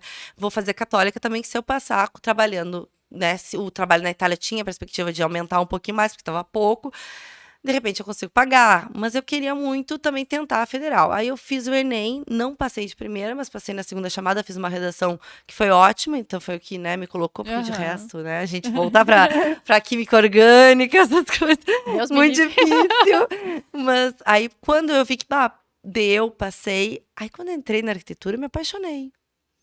Porque a gente na arquitetura eu revivi toda a parte de desenho também, que é desenho voltado para a arquitetura, mas desenho à mão. As minhas primeiras professoras de projeto foram maravilhosas, a Lisiane Jorge, eu adoro dizer o nome porque eu acho que a gente tem que valorizar essas mulheres maravilhosas, a professora Lisiane Jorge e a professora Adriane Borda foram maravilhosas, sabe, abriram caminhos tanto com leitura quanto perspectiva de trabalho. Em seguida que eu entrei, elas viram, a Adri, que até hoje me orienta, agora eu vou começar um estágio até no Museu do Doce com expografia. Legal. A Adri me disse, Rami, mas poxa, tu já tá pronta para projetar, porque tu tem repertório, então isso é muito legal, não é que tu tem que esquecer o que tu tá lá atrás, o teu mestrado, a tua história, isso tudo se vê nos teus projetos. Isso foi um primeiro projeto que eu fiz para a Praça Dom Joaquim, que eu fiz, era a ressonância do som do tambor, então eu fiz todo um desenho, tinha a ver com som, e aí elas gostaram muito e eu comecei a entrar com grupos de pesquisa na arquitetura com essas professoras. E ali começou a abrir esse mundo para mim novo, da arquitetura. E eu pensei, vou ficar um pouco aqui e ver o que eu quero, porque a arquitetura tem um leque de coisas. Sim. E aí já pensando também em expografia, que é uma coisa que era o que eu fazia lá na galeria, mas eu não sabia fazer com um olhar de arquiteto, né, que sabe ler uma planta, que tem noção dos espaços, que tem, né, isso eu tô falando de um nicho só da arquitetura, claro que tem todo, né, a arquitetura tem um mundo que tu pode abraçar e fazer, e trabalhar com prédios em altura, bom. Então eu comecei a ver que isso me agradava muito, né, só que aí veio a pandemia, é aí que vem a Rami Aquarelas, né, porque até então eu também continuei trabalhando de freelance e com a galeria. Aí eu me lembro de um dia, recebo uma mensagem, o Edu diz, olha, Rami, vou ter que fechar a galeria. E eu sabendo que a galeria estava indo super bem, assim, eu disse, como assim fechar a galeria? Aconteceu alguma coisa? Eu pensei, nossa, esse homem jogou, não sei, porque, né, como é que vai perder tudo que tem, né, de um dia pra noite? E ele disse, não, Rami, tem um vírus aqui. Eu pensei, tá, né, quer me demitir, não sabe como. Tem um vírus aqui que tá matando. E é horrível. E eu falei, o tal do Covid, tá? Já vi alguma coisa aqui. Era sempre assim, né? Porque, já vi uma coisa. Porque aqui a gente tava falando muito assim, tá acontecendo lá na Itália, tá morrendo alguém, né? Ai, que horror dizer assim, né, gente? Mas é uma coisa, noticiário na TV é uma coisa, às vezes, parece até banal. Sim, sim. E a gente nunca acha que vai ter a gravidade que teve, né? E lá, em Firenze, né, Itália, as pessoas idosas, Firenze, os habitantes. Sim, a Itália mesmo, sofreu muito. E foi um dos primeiros, né? E ele falou, estão falando em lockdown, eu vou ter que fechar tudo, eu tô preocupado que a minha mãe também não, tava muito doente, a minha mulher também tá grávida, eu vou fechar tudo. Então, por um tempo, eu vou encerrar os contratos dos freelancers. Os primeiros a ser cortados são os que estão fora, os que Claro. estão aqui eu não posso fazer nada. Né? Eu abri mão do contrato que eu tinha lá, então eu não tinha o que fazer. Sim. Aí eu me lembro que eu comecei a chorar no telefone mesmo. Eu disse, mas o que eu faço? E ele, faz o que tu sabe fazer, pinta. Tu também daqui a pouco vai entrar no lockdown. Pinta, não sei, continua com as coisas, não tá fazendo arquitetura. Eu, tá. Aí fiquei com aquele pinta na cabeça, quase um pinta, né? E aí tá. E aí, em seguida, realmente, eu acho que deu um mês, 2, não foi nem isso da mensagem dele. A Itália já tava em lockdown. Aqui parou tudo. Uhum. Aí a gente teve a produção de máscaras na arquitetura, eu ainda fiquei saindo um pouco pra rua, porque eu trabalho com a cortadora laser da arquitetura, a gente fez as máscaras pro hospital, então o grupo que eu trabalhava do Gegrade, então eu ainda saía de casa pra isso, mas depois que a gente entregou, acho que foram 1.800 máscaras pra Pelotas, né, que era pros ônibus, pra todo mundo, depois que a gente entregou as máscaras, eu fiquei em casa. E aí eu tinha me separado, saído daquele relacionamento que me sufocava. Uhum. E aí eu fiquei em casa, daquele, né? Aí eu vim morar sozinha em Pelotas, num apartamento. E eu fiquei, gente, o que eu vou fazer agora? Porque eu não tinha mais freelancer, não tinha mais trabalho na Itália, não tinha mais nada. Não tinha mais companhia, não tinha. E eu amava muito ir pra praia. Fui uns dias pra casa dos meus pais no cassino, não podia entrar na praia. E aí eu pintei o mar, já que eu não podia ter o mar. Né? E se tu for ver meu Instagram, ele é cheio de mares. É cheio de mares. Então, lindos. e aí eu peguei minhas aquarelas, que eram as tintas que eu tinha, e também era fácil de limpar, eu num apartamento, né? Imagina a tinta acrílica. E também não tinha como sair pra comprar, porque tava tudo fechado. Tinha como comprar pela internet, mas tu não sabia se tu ia receber. Então a gente tava naquele momento de incerteza. Sim, aquele limbo. Aquele limbo. E eu comecei a publicar no Instagram as coisas, porque o Instagram, né, já funcionava bem. As pessoas começaram a fazer live disso, live daquilo. E eu comecei a publicar as coisas, né, no meu Instagram pessoal, o Ramile Leandro, que é o meu que eu tinha. Eu não tinha Rami Aquarelas ainda. Comecei a publicar e as pessoas, Rami, tu tá vendendo? Ai, que lindo, ai, que lindo, ai, que lindo. Mas que isso? Aí eu pensei, nossa, eu tô sentindo, vou pintar o que é verdadeiro em mim. O que eu sinto falta agora? Tô sentindo falta do mar, tô sentindo falta da praia, tô sentindo falta de plantas. Que eu não tinha plantas, não tinha como sair para comprar. E eu sempre acostumada com verdes, assim, porque eu morava no cassino numa casa que tinha muito verde, eu tinha mudado para um apartamento em Pelotas e eu tava sufocada. Por mais que o apartamento tenha uma área verde bem bonitinha, assim. Sim, mas não é a mesma coisa. E eu, gente, aí eu comecei a pintar as costelas de Adão. Se tu for ver, meio início do meu Instagram é aquarela botânica. E eu não fiz, então, a aquarela botânica porque era moda, porque era bonitinho. E nem na época até tinha poucos aquarelistas, assim, que eu digo que hoje em dia tem bastante curso, o Instagram ele mostra bastante curso de aquarela e tal. Porque a aquarela foi ganhando uma dimensão muito grande na pandemia por ter essa facilidade, assim, né? Até de tu limpar e fazer isso. Não é uma coisa que te exige também um espaço gigante, pintar uma tela. Sim. Pode fazer pequenininho. Então eu comecei a pintar as aquarelas botânicas e eu disse, então tá, eu vou me assumir como artista, vou criar um Instagram Rami Aquarelas. Eu demorei um mês, eu chorava de nervoso. Eu olhava para aquele Instagram e dizia, eu não vou publicar, eu não tenho coragem. E se eu começar e não continuar? E se as pessoas olharem e acharem feio? E se eu nunca vender nada? E eu sempre tive sucesso em vender trabalho dos outros e eu não consegui vender o meu. Então, né, a gente se sabota, né, nos sonhos. Todo momento. E artista mais ainda, eu acho. Gente, eu me sabotei muito. Então, eu comecei a fazer. Aí, eu fiz a primeira coleção Botânicas, que tinha a ver com movimento, com vento. Relacionei, escrevi sobre o meu trabalho, fiz a curadora, né? Então, eu pensei, vou dividir meu trabalho da Rami curadora e a Rami artista. A Rami curadora vai botar ordem, vai dizer, tu tens que pintar. Para de te lamentar, de ficar com medo. Tu vai pintar quantas horas por dia, o que tu vai fazer. Comecei a procurar onde é que eu vou botar moldura, eu não sabia nada, em Pelotas. Quem vão ser meus parceiros em Pelotas. Comecei a me movimentar. E aí eu nunca esqueço quando eu levei quando eu peguei os quadros com as primeiras molduras, né, botei no sofá de casa, fiquei sentada, e eu achei lindo, assim, claro, né, e aí eu pensei, eu preciso tirar fotos de estúdio, mas também não tinha como chamar um fotógrafo, ninguém vinha ver na minha casa, pensei, agora é tudo eu aqui, aí eu Eu montei as primeiras fotos do Rami Aquarelas, é muito engraçado, eu tenho essas fotos em casa, que tu vê umas fotos assim, eu preparei o figurino, eu tô com as minhas costelas de Adão, aí tem livros, tá tudo na mesma paleta de cores, eu fui procurando os livros que tinham verde, bolsas de palha, eu fiz um cenário. Quando eu publiquei aquilo, né, que as pessoas viram, até minha mãe disse, nossa, mas tu te mudou pra um apartamento tão bonito, porque ela não conhecia meu apartamento. E eu disse, olha a foto de trás. Atrás disso tava a minha cama levantada, com todas. Então, era a coisa mais linda do mundo. Aqui atrás era um horror. Porque eu tinha juntado tudo para ter espaço e ter aquele espaço clean, onde eu fiz um ateliê mentirinha para mostrar de uma forma bonita o meu trabalho. Porque eu acho que isso também é importante. Como tu mostra o teu trabalho? Sim. Como é que o teu trabalho vai ficar legal? Depois eu descobri que eu poderia fazer os mock-ups, né? Poderia ter... Mas aquilo foi tão verdadeiro, dava pra ver que era a parede da minha casa, que eu entendi ali também, uma primeira experiência, o quanto, pelo menos o meu público aqui ainda gosta disso. Meu público, ele não gosta. Eu nunca mais fiz mock-up, botar coisa... às vezes, botar um quadro 20x20, tu faz num programa e parece que é uma tela gigante, não é. Sim, sim. Então eu sempre, E eu acho que também, como tudo, né, Rami, eu acho que é o processo até de assimilação do que tu tá construindo, sabe? Porque aí tu vive cada etapa. Sim. Tu também vai absorvendo, vai assimilando aquilo ali que tu tá construindo, o que um mock-up não faz. Não faz. Né?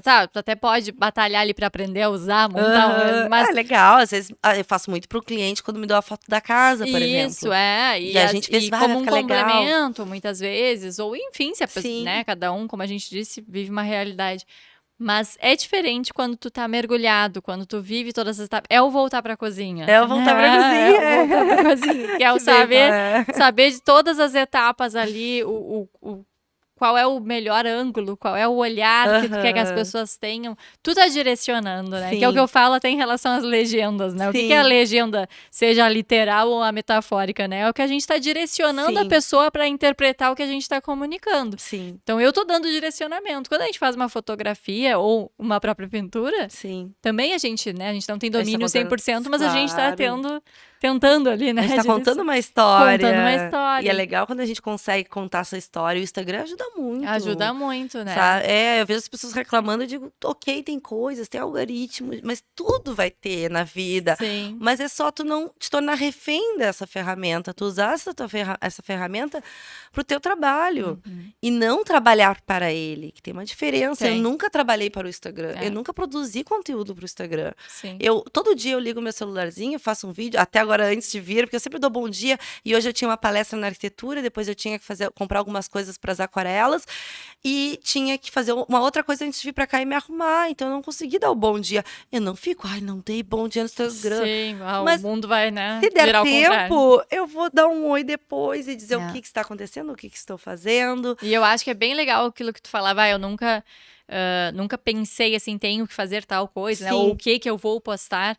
E eu acho que tem muito a ver com arte, inclusive, que é quando a gente posta o que a gente vive, na verdade a gente tá documentando. Documentando a nossa vida. Então, eu também, eu tenho, claro que até pela minha própria profissão, eu consigo me colocar no lugar dos outros e escuto muito, eu não sei o que postar, eu não tenho, né, não consigo aparecer. Mas eu, Paula, não sei o que é isso. Porque a minha cabeça já tá treinada, entende? Já vai pensando E não é que eu pense, isso aqui rende um conteúdo. É que eu sei que rende, entende? Então, o meu dia a dia, ele é uma documentação, realmente. Mas porque tu esteves numa cozinha antes. Eu estive numa cozinha antes. Né? Tu viveu né? Tu, Paula, hoje, tu consegue pensar assim porque tu treinou, né, pra isso. Claro, com certeza. E não muito produzir conteúdo pros outros também. Sim, é todo um processo. Né, e a gente vai... Realmente, assim, quando a gente também vai visualizando o futuro que a gente quer, tudo é treino, na verdade. Tudo é treino. Né? Assim como tudo é conteúdo, tudo é treino, né? Tudo é passível de ser treino e tudo é conteúdo em potencial. Sim, né? Então, acho que é esse olhar que a gente tem que ter. Mas, bom, aí tu tava me contando que tu vendias. E aí, qual foi o momento que tu entendeu... ok, agora eu sou uma artista, sabe? Pra valer, agora eu vivo disso de fato. Foi olhando a conta bancária, foi recebendo mais pedidos. Não, foi assim, até a experiência da primeira vez, né, que eu fiz a primeira coleção, e eu me lembro que eu fiz a primeira coleção, botei ela no ar e saí correndo, literalmente. Eu botei os tênis e corri pela Dom Joaquim, e eu corri 6 quilômetros, pensei, eu não quero saber. Quando eu voltei, eu tinha vendido, né? Não foi tão rápido assim, mas, claro, aí eu digo também uma coisa pros artistas que eu tenho contato. Primeiro, é importante a gente vender para as pessoas, porque assim, tu não vai colocar para vender e vai vir uma pessoa que não te conhece comprar. Tá? Então, as primeiras pessoas que compraram foram pessoas que me conheciam de um lado ou de outro, assim. Então, a mãe de um amigo, a minha mãe que me disse que queria. Eu falei, mãe, segura, vamos ver se outra pessoa compra. Uma tia, mas tá, foi a primeira coleção, foi todinha naquela tarde que eu postei pela manhã, eu vendi ela à tarde, eu chorava de felicidade, e ali eu disse, agora eu vou começar, porque aí as pessoas começaram a vir falar, conversar comigo, e eu disse, olha, eu vou continuar produzindo, eu não tenho mais essa costela de Adão, mas eu vou fazer. E aí eu comecei com as encomendas, porque uma coisa que eu falava muito pros artistas que eu trabalhava como curadora, é assim, tu pode ter a tua linha de pesquisa que de repente tu não vai conseguir vender, tá? É um quadro, não sei, mais abstrato, mais louco, que também abstrato vem super bem, mas é uma coisa que não... uma fotografia de uma pessoa triste chorando, mas tu pode ter aquela que vai ser também um pouco mais comercial e tu vai conseguir vender, ou tu pode encontrar um ponto entre essas duas, né? E aí eu pensei, poxa, um ponto... que eu sei onde eu quero chegar com a minha arte. E um ponto onde eu queria desenvolver muito era trabalhar o movimento das águas, né? Então, isso através dos mares. E eu queria muito trabalhar o contar o patrimônio, que eu linkava com a arquitetura, linkava também com algumas coisas do mestrado. Então, eu queria fazer a representação de casas, contar a cidade, né? Então, eu tenho diversas coisas do Cassino já, de Pelotas, Porto Alegre eu tenho algumas, e de várias outras cidades que eu fazia uma narrativa de contar as cidades através do olhar de quem me narra o lugar, a casa, e o meu olhar. Então, isso não deixou de ser a minha linha de pesquisa, que eu pensei, mas isso aqui eu acho que se encaixa aqui. Então, eu conversei isso com alguns amigos, e aí eu tive também sempre apoio. Uma amiga me disse, olha, Ramile, tem esse prédio que estão precisando de um saguão, de aquarelas para um saguão. Eu, poxa, esse prédio no Cassino, quem sabe se fizeram uma coleção Cassino. Então, eu fui dando passos para as pessoas entenderem o meu trabalho, e esse trabalho crescer. E aí, se tu me diz assim, ai, Ramile, quando é que tu entendeu que estava dando certo? Eu acho que quando eu vi que eu estava com a agenda lotada 3 meses, assim, na frente, né? Eu disse, poxa, e as coisas... Isso foi quando? Há quanto tempo?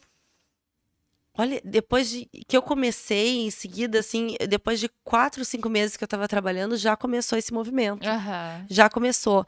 Mas, assim, eu digo que deu um boom mesmo, mas deu um up no Aquarelas, foi quando as coisas da pandemia, quando as pessoas começaram a sair de casa.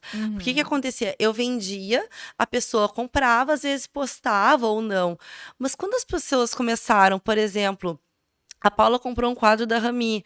A Paula deu uma janta para 20 pessoas, ou 5 pessoas, ou 3 pessoas. As 3 amigas da Paula viram o quadro na sala de jantar, e aí elas vão pedir também, se elas gostaram. Então, eu nunca tive um cliente que isso eu digo com o maior orgulho, que me dissesse, ai, Rami, não gostei. Eu sempre tenho clientes meus clientes todos voltaram. E compraram outras aquarelas e ainda compram, né, e eles multiplicaram. Então, de um cliente, cada vez que chega um cliente novo, eu vejo que daqui a pouco chegam mais 3. 4, E aí eu me dei conta que estava dando certo quando acabou a pandemia e as pessoas começou a chegar muito cliente assim. Muito cliente, porque fui na casa e vi, e vendo pessoalmente é mais bonito que no Instagram. Isso, eu disse, nossa, isso não tem preço, né? Eu digo assim... Quando a arte começa a circular. A arte começa a circular e começa a falar. E aí eu tive também... Aí entra a arquitetura, que foi legal também, nessa parte. Na arquitetura, os professores conheciam muito meu trabalho. Eu estava numa aula de...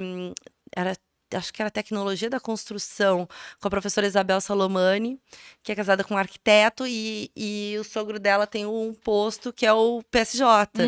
E ali tinha um espaço para fazer mostras. E aí, um dia eu tô na aula da Isabel, desliguei a câmera e minha foto do Google, que eu nem sabia que era, é eu com o mar. A Isabel me disse, Rami, que linda essa tua foto, o que é isso que você tem nas mãos? Eu pinto aquarelas. Aí, meus amigos, meus colegas, tu não sabe que ela pinta aquarelas, ligando o microfone. Aí ela me manda teu Instagram. Aí no meio da aula, enquanto a gente tava na aula, a Isabel viu algumas aquarelas minhas e disse, nossa, quem sabe tu não faz uma mostra lá no PSJ? E aí eu entrei em contato com o Fernando e foi minha primeira mostra. E aí também entra a experiência da curadoria. Ali começou a nascer uma família artista para Pelotas, porque o Fernando me chamou, Fernando Riei, que me chamou para fazer uma mostra minha, né, que seria pintar lá. E aí eu disse, poxa, mas eu, pela minha experiência de curadora, se eu fizer uma mostra sozinha numa cidade onde eu não sou conhecida, assim, sabe? Não tenho um histórico ou de amigos de família, ou sou conhecida pela minha arte por um grupo pouco, assim, eu tinha 1000 seguidores, não um seguidor diga alguma coisa. Sim, até que eu acho que no meu caso diz um pouco, porque as pessoas que me seguem, eu não dou dicas de aquarelas, eu não faço aqueles vídeos que chamam pessoas para outras coisas, até para não fugir, né? Então, as pessoas que me seguem geralmente são clientes e amigos de clientes. Ou são pessoas amantes de arte. Então, os meus seguidores são 4.000 e poucos reais que são clientes, amigos interessados ou na minha arte ou no que eu falo de arte. Né? Então, no teu olhar sobre no meu olhar sobre arte.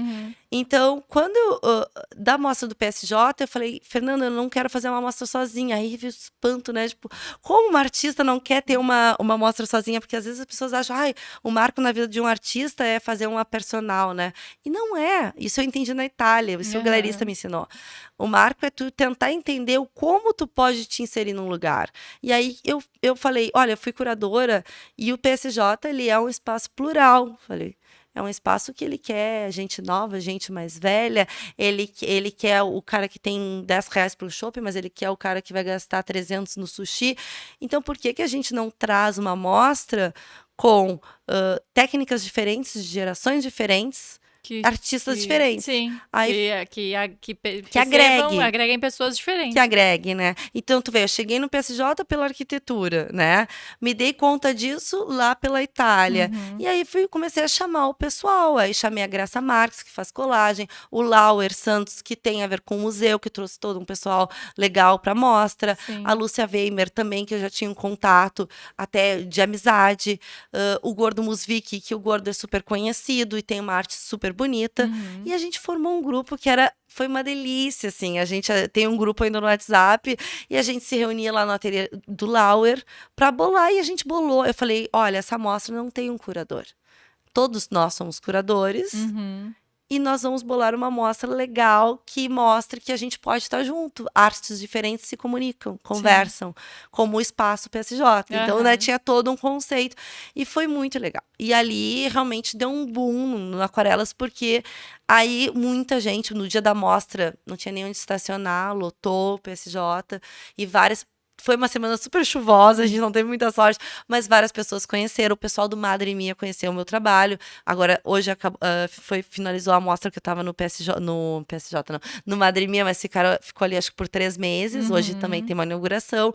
Então, quer dizer, ali, Arte na Rural, o pessoal do Arte na Rural, o Lauer me chamou depois, o Lauer e a Graça fizeram a curadoria do Arte na Rural, me chamaram para o Arte na Rural. Eu entrei também na Outro Porto, porque já tinha um certo currículo aqui, porque é importante tu fazer mostras e movimentar alguma coisa na cidade onde tu estás, né? Então, teve outra, eu sempre esqueço de todas as mostras. Na Galeria Ágape, a Daniela também me conheceu através dessas mostras, do PSJ também. Então, quer dizer, uma coisa vai chamando a outra.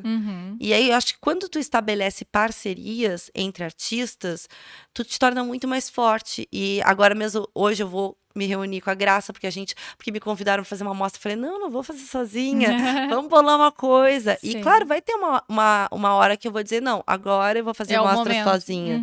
E eu acho que às vezes o artista, e é uma mensagem que eu deixo muito pros artistas, não façam.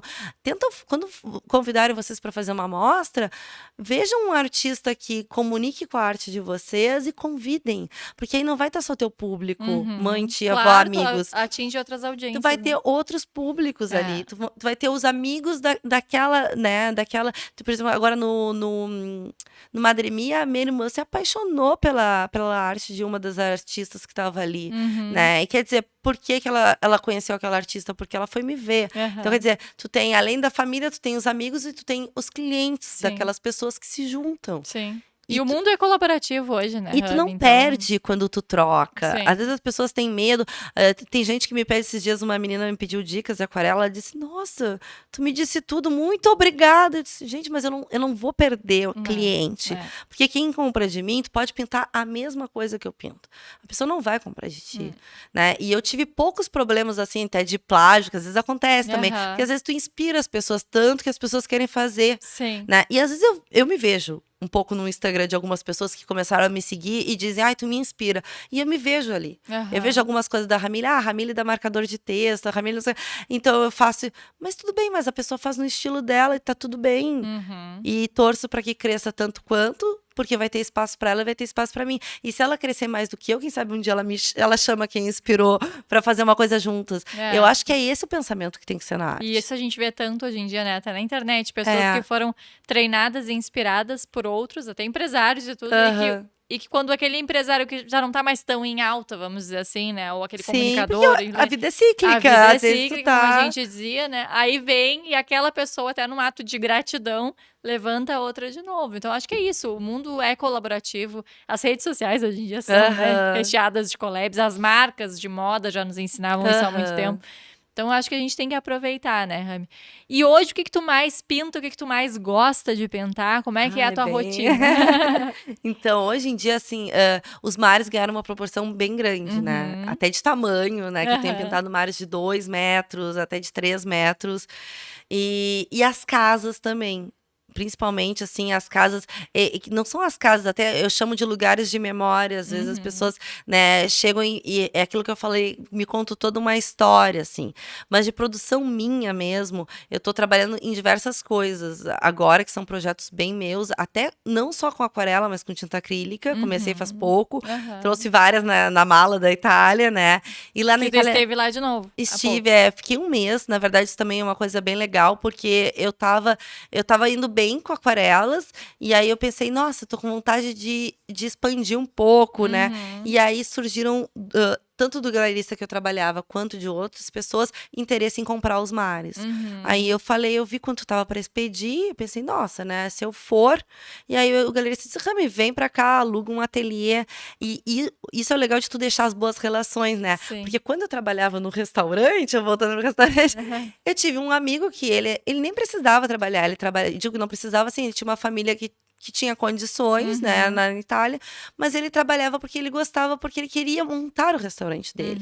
Então, ele queria entender o funcionamento, era quase um estágio para ele de vida. E hoje em dia ele tem vários restaurantes e eu sabia que ele tinha uma casa 360 Firenze, que ele não aluga. E eu falei, poxa, tu alugaria para mim, né? E aí, de repente, eu fazia o meu ateliê lá em cima, ele, claro, olha, só são 9 andares que tu tem que subir com uma escada íngreme, não tem problema, porque vê toda a Firenze lá de cima. Eu acho que eu vi num É uma vídeo. casa medieval, é uma coisa assim, 2 passos da Ponte Vecchio, né? Uma ponte, a principal ponte de Firenze. E aí eu falei com o galerista, falei com as pessoas que queriam comprar, e aí nisso já surgiu a ideia, enquanto eu estiver lá, eu vou pintar para fazer uma amostra, que eu vou fazer aqui em Pelotas, vou pintar ruas, vou pintar lugares, vou ler sobre o caminhar e reviver, né? Reviver o lugar, porque a gente olha com outros olhos, né? A gente vai num lugar, né? Até eu fiz para a livraria Vanguarda, dei uma dica de livro que era do Ítalo Calvino, Cidades Invisíveis, que a gente, o viajante, ele revive, né? Ele olha com um olhar novo cada vez que ele vai num novo lugar ou num lugar que ele já passou, ele vê tudo que não é dele, né? Porque Itália nunca foi minha, não é no sentido, não é o país que eu morei, aquela cultura não é minha. Eu aprendi a comer mussarela com maçã porque eu morei lá, mas no início eu dizia, gente louca, esses italianos não botam nem salzinho. Então, mas tu vê tudo aquilo e tu absorve o que tem em ti, né? Tu absorve, tu te descobre no que não é teu, né? Se tu tá com o olhar aberto para isso, né? Então eu pensei, nossa, voltar vai ser muito legal. Eu vou até levar o livro do Italo Calvino, porque eu acho que vai ser bem isso, eu vou redescobrir. Aí eu fiz um roteiro que era... E fazia quanto tempo que tu tinha saído? Eu fui... Não, eu voltei lá depois que eu fui embora. Voltei uma vez, passei um mês. Eu acho... Foi 2017, 18, 19, 20... uns 6 anos. Mais ou menos uns 6 anos. Que tu não ias? Que eu não ia na Itália.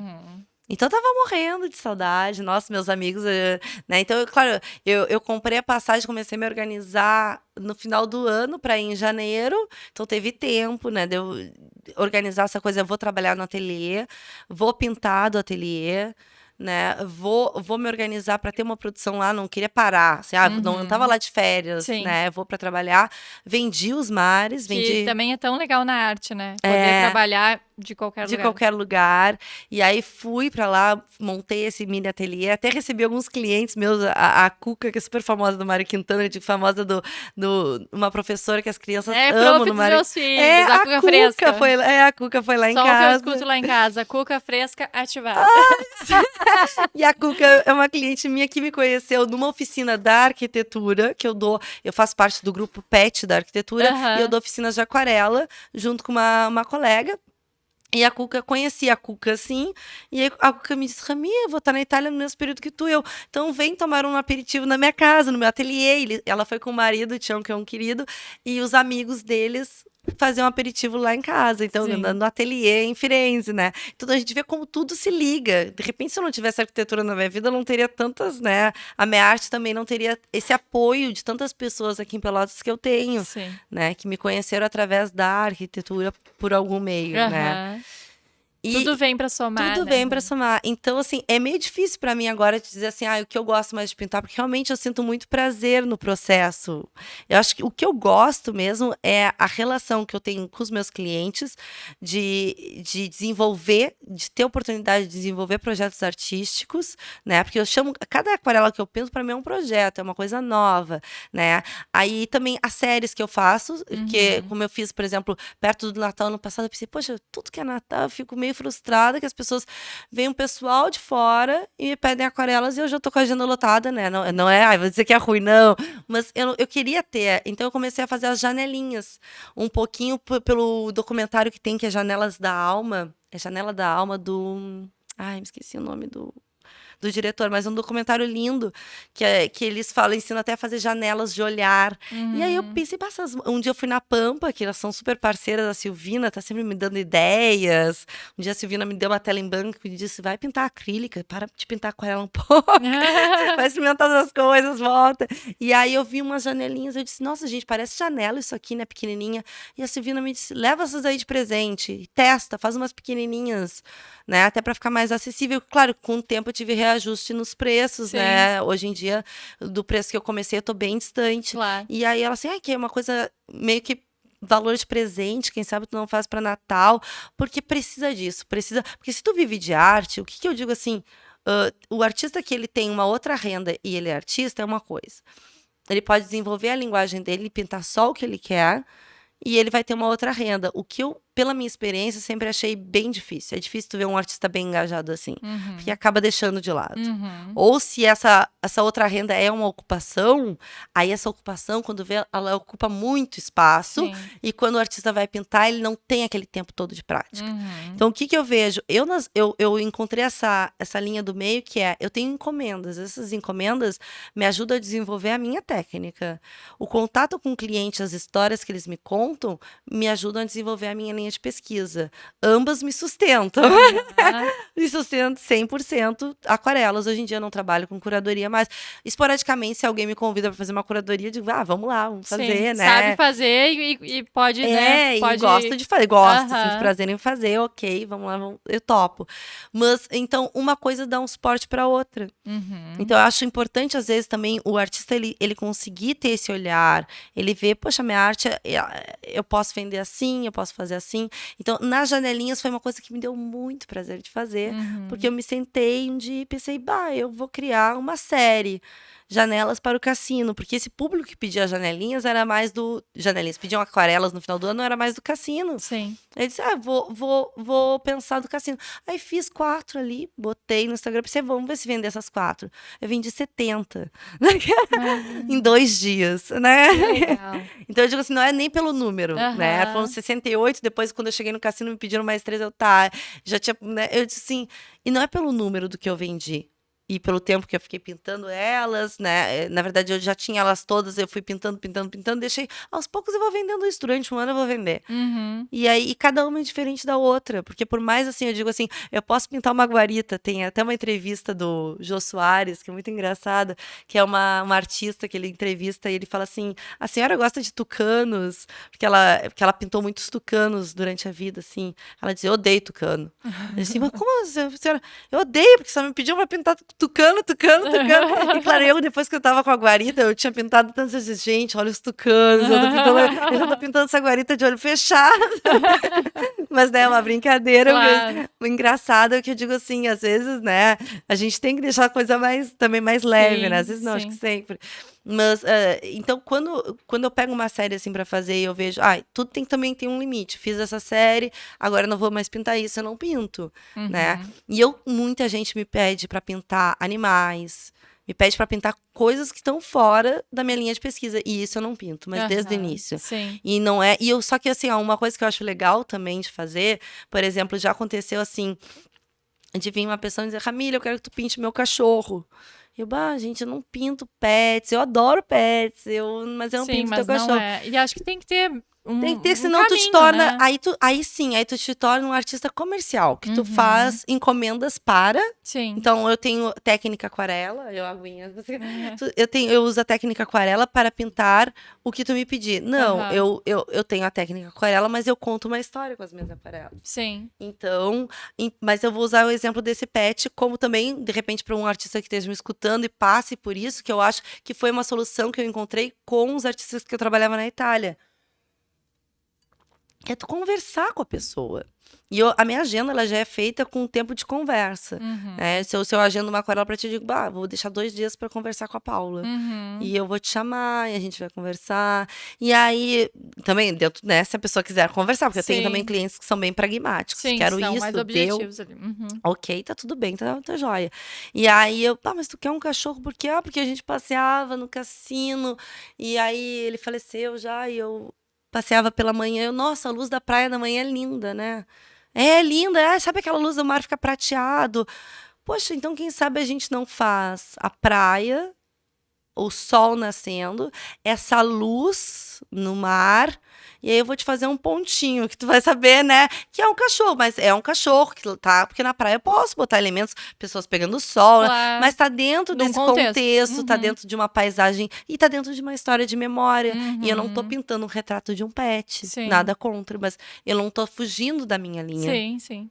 Então, sempre... E às vezes é legal que as aquarelas, elas começam de um jeito e elas terminam de outro. Sim. E até porque, lá do início da nossa conversa, né, Rami? A pessoa também tá comprando e buscando a tua arte. Sim. Né? Então, tu não pode te comportar como qualquer, entre aspas, claro que ninguém nunca vai entregar nenhuma pintura igual a outra. Mas tu não pode te comportar como qualquer artista. Sim. Porque, né, que tem outra linha, não que seja que errada. Não seja, mas que não é a tua, porque senão não precisaria ser tu. Né? Aí entra poderia total, pedir pra outro. Entra finalmente a assinatura que de fato tem que ter, né? Que não é maior, não chama mais atenção do que precisa. É bem isso. Mas que precisa constar ali, tá assinado de uma outra forma, né?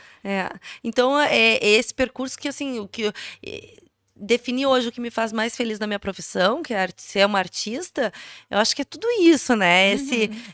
O retorno que eu tenho com as pessoas também é muito legal, o carinho, né? Quando eu vou entregar uma aquarela, às vezes na casa de alguém, aí a pessoa me diz, ai, vamos conversar. E eu gosto, né? Então eu gosto de escutar histórias também. Te entendo. Sim, então, sim. gosto de escutar, de escrever sobre. E então é tudo esse junto, todo esse processo junto. Que foi um processo que começou assim, né? Na pandemia, vamos lá, vamos fazer. E eu também acho que se eu consigo superar alguns traumas desse processo, porque todo artista passa pelas suas crises, mas eu acho que é porque lá atrás, isso eu digo muito, eu bato na Universidade de Arte, sabe? Que tem uma coisa que me incomoda um pouquinho, sabe? Eu digo na época Instagram, assim, que hoje em dia se tornou muito fácil, entre aspas, tu botar ali, sou artista e eu sou artista, né? Porque, poxa, para tu ser arquiteto, tu tem 6 anos de universidade. Não que tu tenha que bater carteira, não é isso. Não tô dizendo que a pessoa tenha que fazer universidade. Eu só acho que as pessoas, e não nem que tenham, eu só acho que travam muito porque falta o estudo em arte. E o estudo em arte não é tu fazer um curso no Doméstica de 1 mês. Sim. Não é tu comprar o cursinho lá da fulana. Não, é tu travar, é tu voltar. E pode ser um percurso que não seja nem na universidade. Eu digo universidade porque se eu quiser ser advogada, eu não vou botar, eu sou advogada e começar a ser, né? Então, a Universidade de Artes, ela não é valorizada. E eu, conhecendo os professores que eu tive, que tenho, porque são professores da vida, às vezes eu almoço com os meus professores das artes, o doutorado que eles fizeram, o quantos eles estudaram para eles estarem lá, não é por nada. E se existe uma faculdade de artes, não é por nada, né? A Academia de Belas Artes de Florença, claro, eu quis estudar onde o Davi estudou, a louca, mas não precisa ir até uma academia, mas tu pode, de repente, comprar livros de artistas, quer estudar em casa, compra livro, lê sobre os artistas, tu vai ver que tu vai te encontrar na história de tantos artistas. Tem histórias, livros de biografia de artistas, tem um que é Escritos de Artistas, que é um livro maravilhoso, que os artistas falam dos seus problemas, até de que não tá recebendo dos clientes. Então tu vai ver que tu não é o único no mundo quando tu sofre alguns problemas no teu processo. Sim, e eu acho que falta essa bagagem, eu vejo isso muito na comunicação, na escrita, enfim, em todas as coisas que eu faço.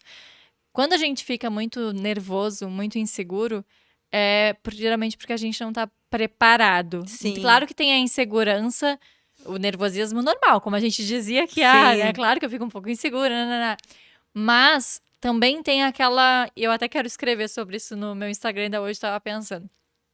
Quando a gente liga um jeito que não é nosso, quando a gente tem um bloqueio, quando a gente esquece o que ia falar, quando a gente veste, seja literalmente ou não, uma roupa que não é a nossa, é aí que trava. Porque, na verdade, tá faltando bagagem, tá faltando repertório. Não é a nossa verdade. Não é a nossa verdade, entende? É o jeito, né? Claro que o jeito que eu vou falar aqui, com o microfone, com, sei lá, 3 câmeras... Óbvio que é muito difícil tu chegar no estágio do totalmente natural. Não é impossível, muita gente consegue, mas demanda cozinha. Demanda anos de prática. Prática, muita prática. Então, sempre que a gente tem essas travas, geralmente... porque hoje em dia ficou romantizado, né? Não precisa travar, não fica inseguro, você consegue, E óbvio que isso é verdade, mas precisa ter uma bagagem, precisa ter uma verdade e tu precisa entregar, no mínimo, o que tu tá prometendo, né? Então, eu acho que é muito disso. Mas eu até, aproveitando, queria ouvir a tua opinião. Existe bloqueio criativo? Existe. Acho que como todas as profissões, né? Não sei, né? Mas existe um momento que tu precisa parar, respirar. Eu até, a saída para a Itália, eu tava vendo que eu tava, assim, trabalhando muito, né? Então, eu disse assim, tiveram semanas antes, ali no final do ano, que eu cheguei a fazer 8 aquarelas na semana. E eu disse, não, para aí, né, Rami, tu tem que parar. E aí, chegando uma demanda, e eu pensei, eu preciso parar, porque daqui a pouco eu vou bloquear. E eu já sofri um bloqueio criativo. O bloqueio criativo, o que ele é? Tu tem vontade, mas tu não consegue sair do lugar, né? Tu começa uma coisa e tu não consegue acabar, tu acha que é ruim, pelo menos o meu bloqueio, porque também existe, e isso tem artigos também sobre N bloqueios criativos. Sim. Né? E formas de tu lidar com isso. E eu me conheço. E aí, pra mim, assim, coisas que me ajudam a não ter bloqueio criativo. Eu medito todo dia, praticamente todo dia. Se eu não consigo meditar, eu escuto às 8 horas, não vou fazer propaganda, mas tem uma que é ótima, a Vanessa, que eu não vou me lembrar o sobrenome, mas é uma pessoa do Instagram que ela faz meditações, e aí eu vou lá, escuto ela, reflito enquanto eu faço um café ou eu pinto. Então eu procuro me inspirar com coisas que eu escuto e que eu levo pra minha vida. A meditação ajuda e a corrida. A corrida, assim, ó, tanto que eu digo, entre uma aquarela e outra, eu corro. E não é mentira. E às vezes, quando na Dom Joaquim eu corro muito, as pessoas passam, vai começar outra, Rami, uns amigos brincam assim, já acabei. Eu saio do Instagram, posto um vídeo, né, já faço, enquanto eu tô pintando, eu sempre deixo 2 ou 3 celulares, porque no meu Insta, por enquanto, eu ainda quero delegar, porque eu acho que quando a gente também delega coisas pra outras pessoas, a gente cresce, né? Eu ainda quero ter o pessoal que me faça o vídeo, mas por enquanto ainda fico insegura com isso, e eu peguei uma praticidade de ter as câmeras ali. Sim. E aí, quando eu acabo uma pintura, já pego os celulares, já passo tudo pra já olho, já monto um reels, já pego uma Não, tu música. faz muito bem. Então, Mas até ia te perguntar, tu aprendeste sozinha? Como foi? Essa tudo questão de edição. não, a edição. Claro que o senso estético já vem da arte, né? Não, a edição, por exemplo, quando eu tava fazendo mestrado, a gente teve cinema, eu tive cinema. Conheci até o Giuseppe Tornatore. Quando eu chorei, tive aula com aquele homem maravilhoso. Sim. Adoro que foi o novo Cinema Paradiso, um filme maravilhoso que ganhou Oscar na Itália. E aí a gente teve várias, Benini, que a gente tinha as palestras e a gente tinha aula de edição com uns caras 10, assim. Só que eu tive edição para programa de computador, Sim. que eu sei fazer até hoje, adoro, mas Aham. perdi. Hoje em dia eu faço rapidinho, reels. Sim, Mas, é mais claro, prático. no celular eu só controlo a batida da música pra trocar os tapes, né? Eu faço a coisa básica que eles ensinaram na primeira aula. E de resto, qualidade de imagens, essas coisas assim, às vezes nem dá. Eu não faço tratamento de imagem, nada. Mas isso tudo eu aprendi no mestrado, que o mestrado de curadoria ensina tu caminhar por todos os percursos. Sim, a contar uma história. A contar uma história de um artista. E na época era são muito muito mais bons pro site. Era direcionado, não tinha Instagram na E tu acha época. que isso é um diferencial pro resultado do teu trabalho, do teu posicionamento, eu digo, né? Como artista? Eu acho que sim, O porque tipo de conteúdo? porque as pessoas gostam de ver os vídeos. Eu vejo, quando eu posto um vídeo, as pessoas olham, elas interagem, elas curtem, né? Eu não tenho aqueles vídeos que viralizaram, porque eu não faço vídeo com, por exemplo, com a música no momento. Eu tenho o meu público, e eu mostro as músicas que eu gosto de escutar. Às vezes eu boto umas que eu gosto da batida mesmo. E Sim. pode ser mais comercial, mas claro, tem a ver porque eu gostei também. Eu ouvi algum vídeo de alguém que eu achei engraçado e gostei. Depois. Sim. Mas geralmente eu boto, ali tu vai ver um Caetano, um Chico, umas coisas que eu escuto e geralmente comunica com o meu público super bem o que eu escuto. Então tem essa troca também. Às vezes as pessoas vêm conversar comigo. Eu não falo nem do vídeo, nem da aquarela que tá ali. Às vezes me falam da música que eu coloquei, ou se viram algum detalhe, porque tudo comunica, como tu falou. Então, quando eu tô fazendo uma aquarela, geralmente eu já deixo a minha paleta ali perto, né? E tô filmando. Eu já deixo alguns pincéis que eu nem tô usando, mas ajudam no enquadramento da composição. Sim. Mas eu mostro pra eles o quanto eu gosto de estar naquele ambiente organizado, bonito. Às vezes tem uma plantinha, alguma coisa. Ou faço o vídeo mostrando, penso nessa roupa que eu vou botar pra mostrar um pouco o que eu queria mostrar com aquela. Tudo é um conjunto. É tudo um conjunto. Então eu acho que o vídeo no Instagram, ele ajuda a mostrar esse conjunto. Porque se tu me conhecer, eu te contar, ou se tu for no meu ateliê, e aí eu vou conseguir te mostrar isso super bem. Mas e se a pessoa não vai no meu ateliê, como é que ela faz? Então tem que ter o vídeo. Sim. O vídeo ajuda. Sim, nesse caso é encurtar caminhos pro bem, né? Deixar a pessoa se sentir mais próxima de ti, como as tuas próprias aquarelas fizeram com tantas pessoas, né? Na pandemia. É legal. Rami, a gente tá se encaminhando pro fim, tá? Tem tanta coisa que eu queria te perguntar. Daria pra conversar bastante. Muito. Pra mim é um prazer falar. A gente já conversou nas nossas trocas de áudios e mensagens, né? Eu gosto muito. A minha arte é outra, né? Eu gosto de escrever. É uma arte linda, né? Eu gosto de traduzir em palavras. Muito, até comercialmente, muitas vezes é preciso, né? Sim. Mas gosto principalmente de escrever sobre o cotidiano mesmo. E ainda tô no momento em que a gente tem que escrever as duas coisas, né? Sim, que nem, né? Muitas vezes é necessário. Uma assim. coisa leva a outra. E acho que não tem problema desde que tu descubra formas de encontrar prazer no que é comercial também, né? Todo mundo precisa ter a sua carreira, ganhar o seu dinheiro, mas quando não consegue ainda totalmente viver 100%, né? Da aquarela, do que for, né? Da crônica, a pessoa precisa encontrar a sua forma de viver a sua verdade, também ganhando dinheiro, né? Também pensando, inclusive, no dinheiro. Sim, que é importante. Então, acho que isso é super importante. Para mim é um prazer conversar com uma artista e entender como é o processo dela. Né? A gente acaba também ficando mais aceitando melhor os nossos bloqueios, as nossas dificuldades, né? Os nossos sobe e desce da vida. Sim, que todos nós temos, que são tão importantes. Antes da gente finalizar, ainda tem algumas coisas que eu quero falar contigo, mas eu faço lá no meu Instagram uma campanha para que todo mundo leia pelo menos 20 minutos por dia. Tá. E aí eu trouxe, né, levei pra minha newsletter também, trouxe pro meu podcast, enfim. Seja onde for, por favor, leio. Ai, que linda capa. Linda capa. Esse livro, ele me encantou. A minha irmã me deu de presente há alguns anos, se eu não me engano, foi até na pandemia. E ele é lindo mesmo, assim, tipo, tudo nele é lindo. Vou até te mostrar. Como é bom um livro bonito, né? Eu adoro. Olha, todo. Ai, lindo. Sai do microfone, adoro. E é muito legal. Eu trouxe ele, não foi à toa, né? Eu gosto muito de ler ficção. Leio menos do que deveria, porque os técnicos às vezes nos consomem. Mas gosto muito da ficção. E esse livro, eu mergulhei nele e ele conta a história de uma casa, né? Como o nome diz, é a casa holandesa. Ai, que lindo. Então, não vou... Acho que já existem muitas resenhas na internet, não gosto muito de dar spoiler, né? Mas basicamente é a história de dois irmãos que passam por muitos dramas familiares e o que mantém eles unidos, entre eles e ao passado, inclusive, tanto pro bem quanto pro mal, é uma casa.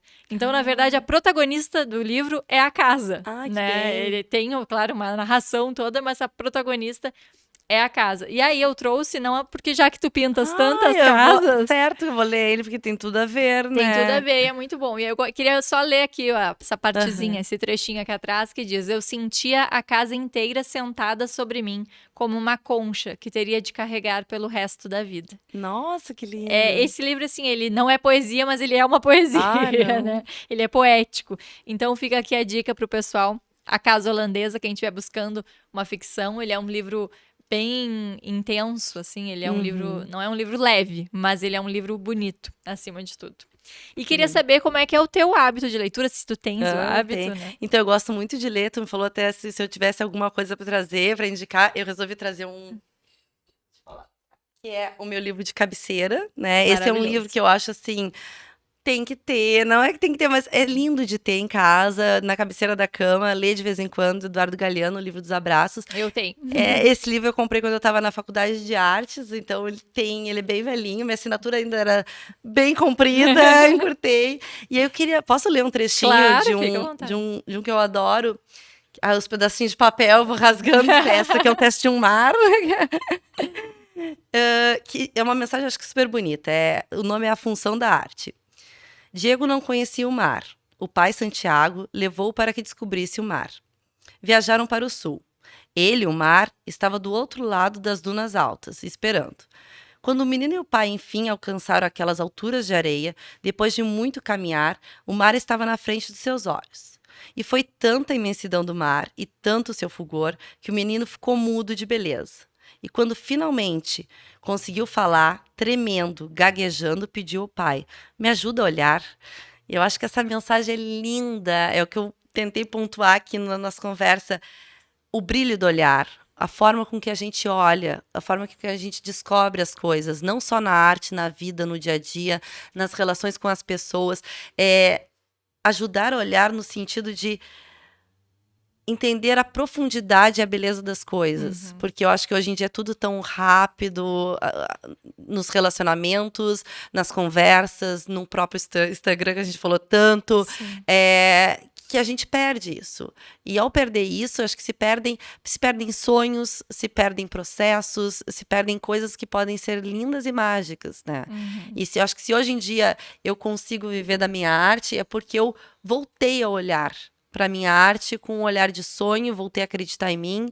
E eu acho que quem tem um sonho tem que acreditar, né? Tem que acreditar, porque é o primeiro passo, acreditar, trabalhar e olhar com olhos da alma, olhar com olhos de verdade para aquilo que vai dar certo. Sim, fico emocionada. É um pouco pra ti também, né, Paula, que tá nesse processo. Acho que nós trabalhamos com arte. Tu sabe que eu sou mentora de marcas pessoais e a gente trabalha muito no... eu até não uso tanto essa palavra, porque é uma palavra linda, mas infelizmente ficou banalizada, que é propósito, né? Mas a gente acaba trabalhando muito em cima do propósito das pessoas. E por muito tempo eu fiquei me sentindo em alguns momentos, uma farsa, porque eu pensava, não sei se eu saberia responder exatamente qual é o meu propósito. Quando eu pensava na escrita, até porque foi um processo, né, de eu me enxergar como uma pessoa que escreve, que eu brinco, né, que eu não digo eu sou escritora, eu digo eu sou uma pessoa que escreve, parece que o peso é menor. Como do artista, eu sou curadora, então, né, a gente vai criando os nossos disfarces, mas um dia a gente chega lá. E aí eu sempre pensava, mas por que, assim, algo maior que eu, né, algo que explique por que eu quero escrever e por que o escrever de outras formas, sei lá, um texto para um site, ou uma notícia de jornal, como muito já fiz, ou um conteúdo de Instagram para uma empresa, por que isso não é escrita, eu valorizo, abraço a minha história, mas ainda não me nutre e ainda não enxergo como o meu propósito. E por que escrever crônicas e o cotidiano me abastecem ao mesmo tempo? Que diferença vai fazer isso na vida das pessoas? Aí a gente já entra no looping do artista, né? Entra no looping. Pra que serve o que eu faço? Porque a gente tá se boicotando, né? A gente tá se escondendo atrás com medo de assumir o nosso sonho, que é uma coisa potente. O nosso sonho e a nossa missão. Eu acredito que a gente possa ter várias, não quer dizer também que essa aqui é a única e que vai ser pra sempre, mas, né? E aí um dia eu finalmente consegui identificar. E depois de muita autoanálise, depois de muita terapia, depois de muita mentoria em mim mesmo, eu consegui finalmente enxergar que a questão era justamente essa, é ajudar a olhar. Ajudar. Então, eu tenho esse livro, provavelmente essa parte mora lá no meu inconsciente. A gente tem, mas não foi nesse sentido não foi por conta dele, né, conscientemente, que eu cheguei nessa tradução. Mas eu enxergo hoje que é isso. Quando eu escrevo alguma coisa, quando eu escrevo a minha newsletter, por exemplo, que não tem, pelo menos por enquanto, nenhum objetivo comercial, eu penso nisso, eu tô tentando traduzir para as pessoas o meu olhar, não no sentido delas terem o mesmo, mas delas enxergarem de uma forma diferente as subjetividades do dia a dia, né? Então eu escrevo muito sobre a minha relação com meus filhos, o que eu aprendo com isso, né? Voltei a escrever muito quando perdi meu pai por conta disso, e porque aí tu começa a criar conexão, porque é a tua verdade, né? Entra tudo naquilo. E quando tu fala com verdade de coisas que tu vive, a relação com teu pai, com teus filhos, como quando eu pinto uma coisa que para mim tem verdade, a pessoa, de repente uma pessoa vai olhar de fora e ela vai ter uma leitura que vai ajudar muito. Ela lê a sua própria vida. Exatamente. Né? E acho que a gente tem que, isso vale para todos os artistas, já que a gente está dando tantos recados, né? Seja das coisas já superadas ou das não superadas por nós. Mas acho que isso é uma dica importante, assim, que é estar atento ao como o teu corpo reage aos retornos das pessoas. Porque eu demorei para me dar conta que o que mais me deixava feliz, e ainda hoje e amo todas as coisas que eu faço e todos os meus clientes e mentorados, mas não é quando a pessoa entra e diz, Paula, quero marcar uma mentoria, por mais que eu consiga encontrar formas de me realizar assim também. É quando a pessoa diz, nossa, parece que foi para mim o que tu escreveu. Lindo, aí né? É que mora ganhei, não, a maioria das vezes não ganhei R$1, mas eu ganhei outras coisas tantas. Confiança na Paula escritora que tá, e né? até na Paula mentora. Na Paula mentora. Porque quando eu tô mentorando, eu tô traduzindo também, entende? E tô escrevendo mentalmente, e ali também, né, fisicamente. Eu digo que tudo é conteúdo, mas na verdade eu gosto mais de uma outra coisa que eu digo, que é tudo é texto, né? Tudo é palavra, tudo é verbo. E a palavra tem uma força muito forte, muito né? forte, muito forte. Então, assim, de artista tímida ainda, para artista um pouco mais assumida. Fiquei muito feliz em te receber, espero que o pessoal em casa também, principalmente os artistas, mas não só, porque eu acho que arte é para todo mundo, né? Acredito muito nisso, de a gente enxergar a poesia no nosso dia a dia, nas coisas poéticas e não tão poéticas, Sim. né, para todo mundo. E espero que a gente tenha inspirado. Com certeza, tu ajudas as pessoas a olharem não obrigada. só o mar que tu pinta, né? Mas todos os que existem, assim, todas as metáforas possíveis nesse caso. Então, te agradeço, Rami. Quero que tu convide as pessoas a te acompanharem nas redes, né? Apesar de eu já ter feito uma convocação desde o início. E quero também pedir que tu deixe uma mensagem pro pessoal que está nos ouvindo. Claro, obrigada. Primeiro eu vou te agradecer, né, por esse convite. Como eu disse, para mim foi uma honra. Fiquei super feliz, né, de vir aqui ter esse espaço de fala, porque no Instagram eu tento comunicar, mas claro, a gente conversando assim, acho que fica até, né, mais lúdico, mais legal, mais direto, né, conversar sobre o processo. E para quem não me segue ainda no Instagram, né, quiser conhecer ali, eu já quando a gente olha para a câmera que não é a nossa, meu celular, que no meu celular tô muito acostumada. Acho que eu vou fazer assim para falar melhor. Não, tô brincando. Mas me sigam no Rami_Aquarelas. Ali eu falo um pouco de processo, eu mostro a minha arte. Eu coloco as filmagens onde eu pinto, como eu pinto.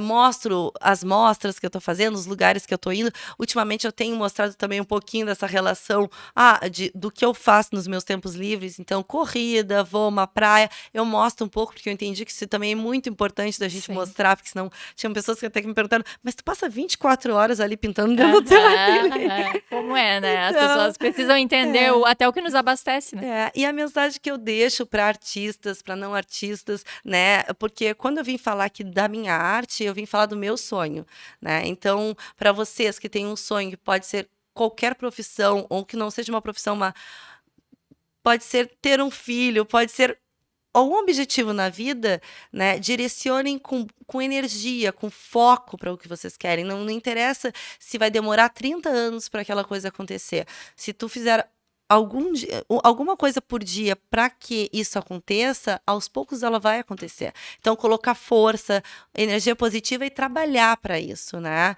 Tu pode andar por diversas estradas, mas que essas estradas contribuam para aquilo, para o teu objetivo maior. Que aí um dia acontece. É isso aí, é o jogo do progresso e é o clichê que é o mais verdadeiro que eu acho que existe, que é coloca o pé que Deus coloca o chão. Vai. Né? Então, vamos lá e as coisas acontecem. Eu acredito de verdade nisso e a tua história é um exemplo disso daí, né, Rami? Muito obrigada então, pela Paula. Presença. Espero que mais pessoas conheçam a tua arte cada vez mais e que tu te encontres cada vez mais nessa profissão que é tão linda. Pessoal, quero agradecer quem ficou com a gente até o final, quem conheceu um pouco mais da história dessa artista tão legal que a gente tem aqui na nossa região. Vamos prestigiar a arte, né, dos artistas locais.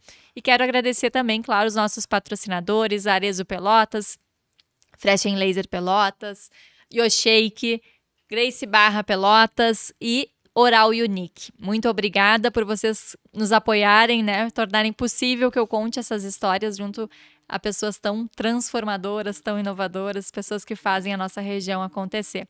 Muito obrigada e até o próximo episódio. Não esqueçam, inscrevam-se, façam toda... Eu sempre esqueço, eu sou terror nisso aqui, mas um dia eu aprendo.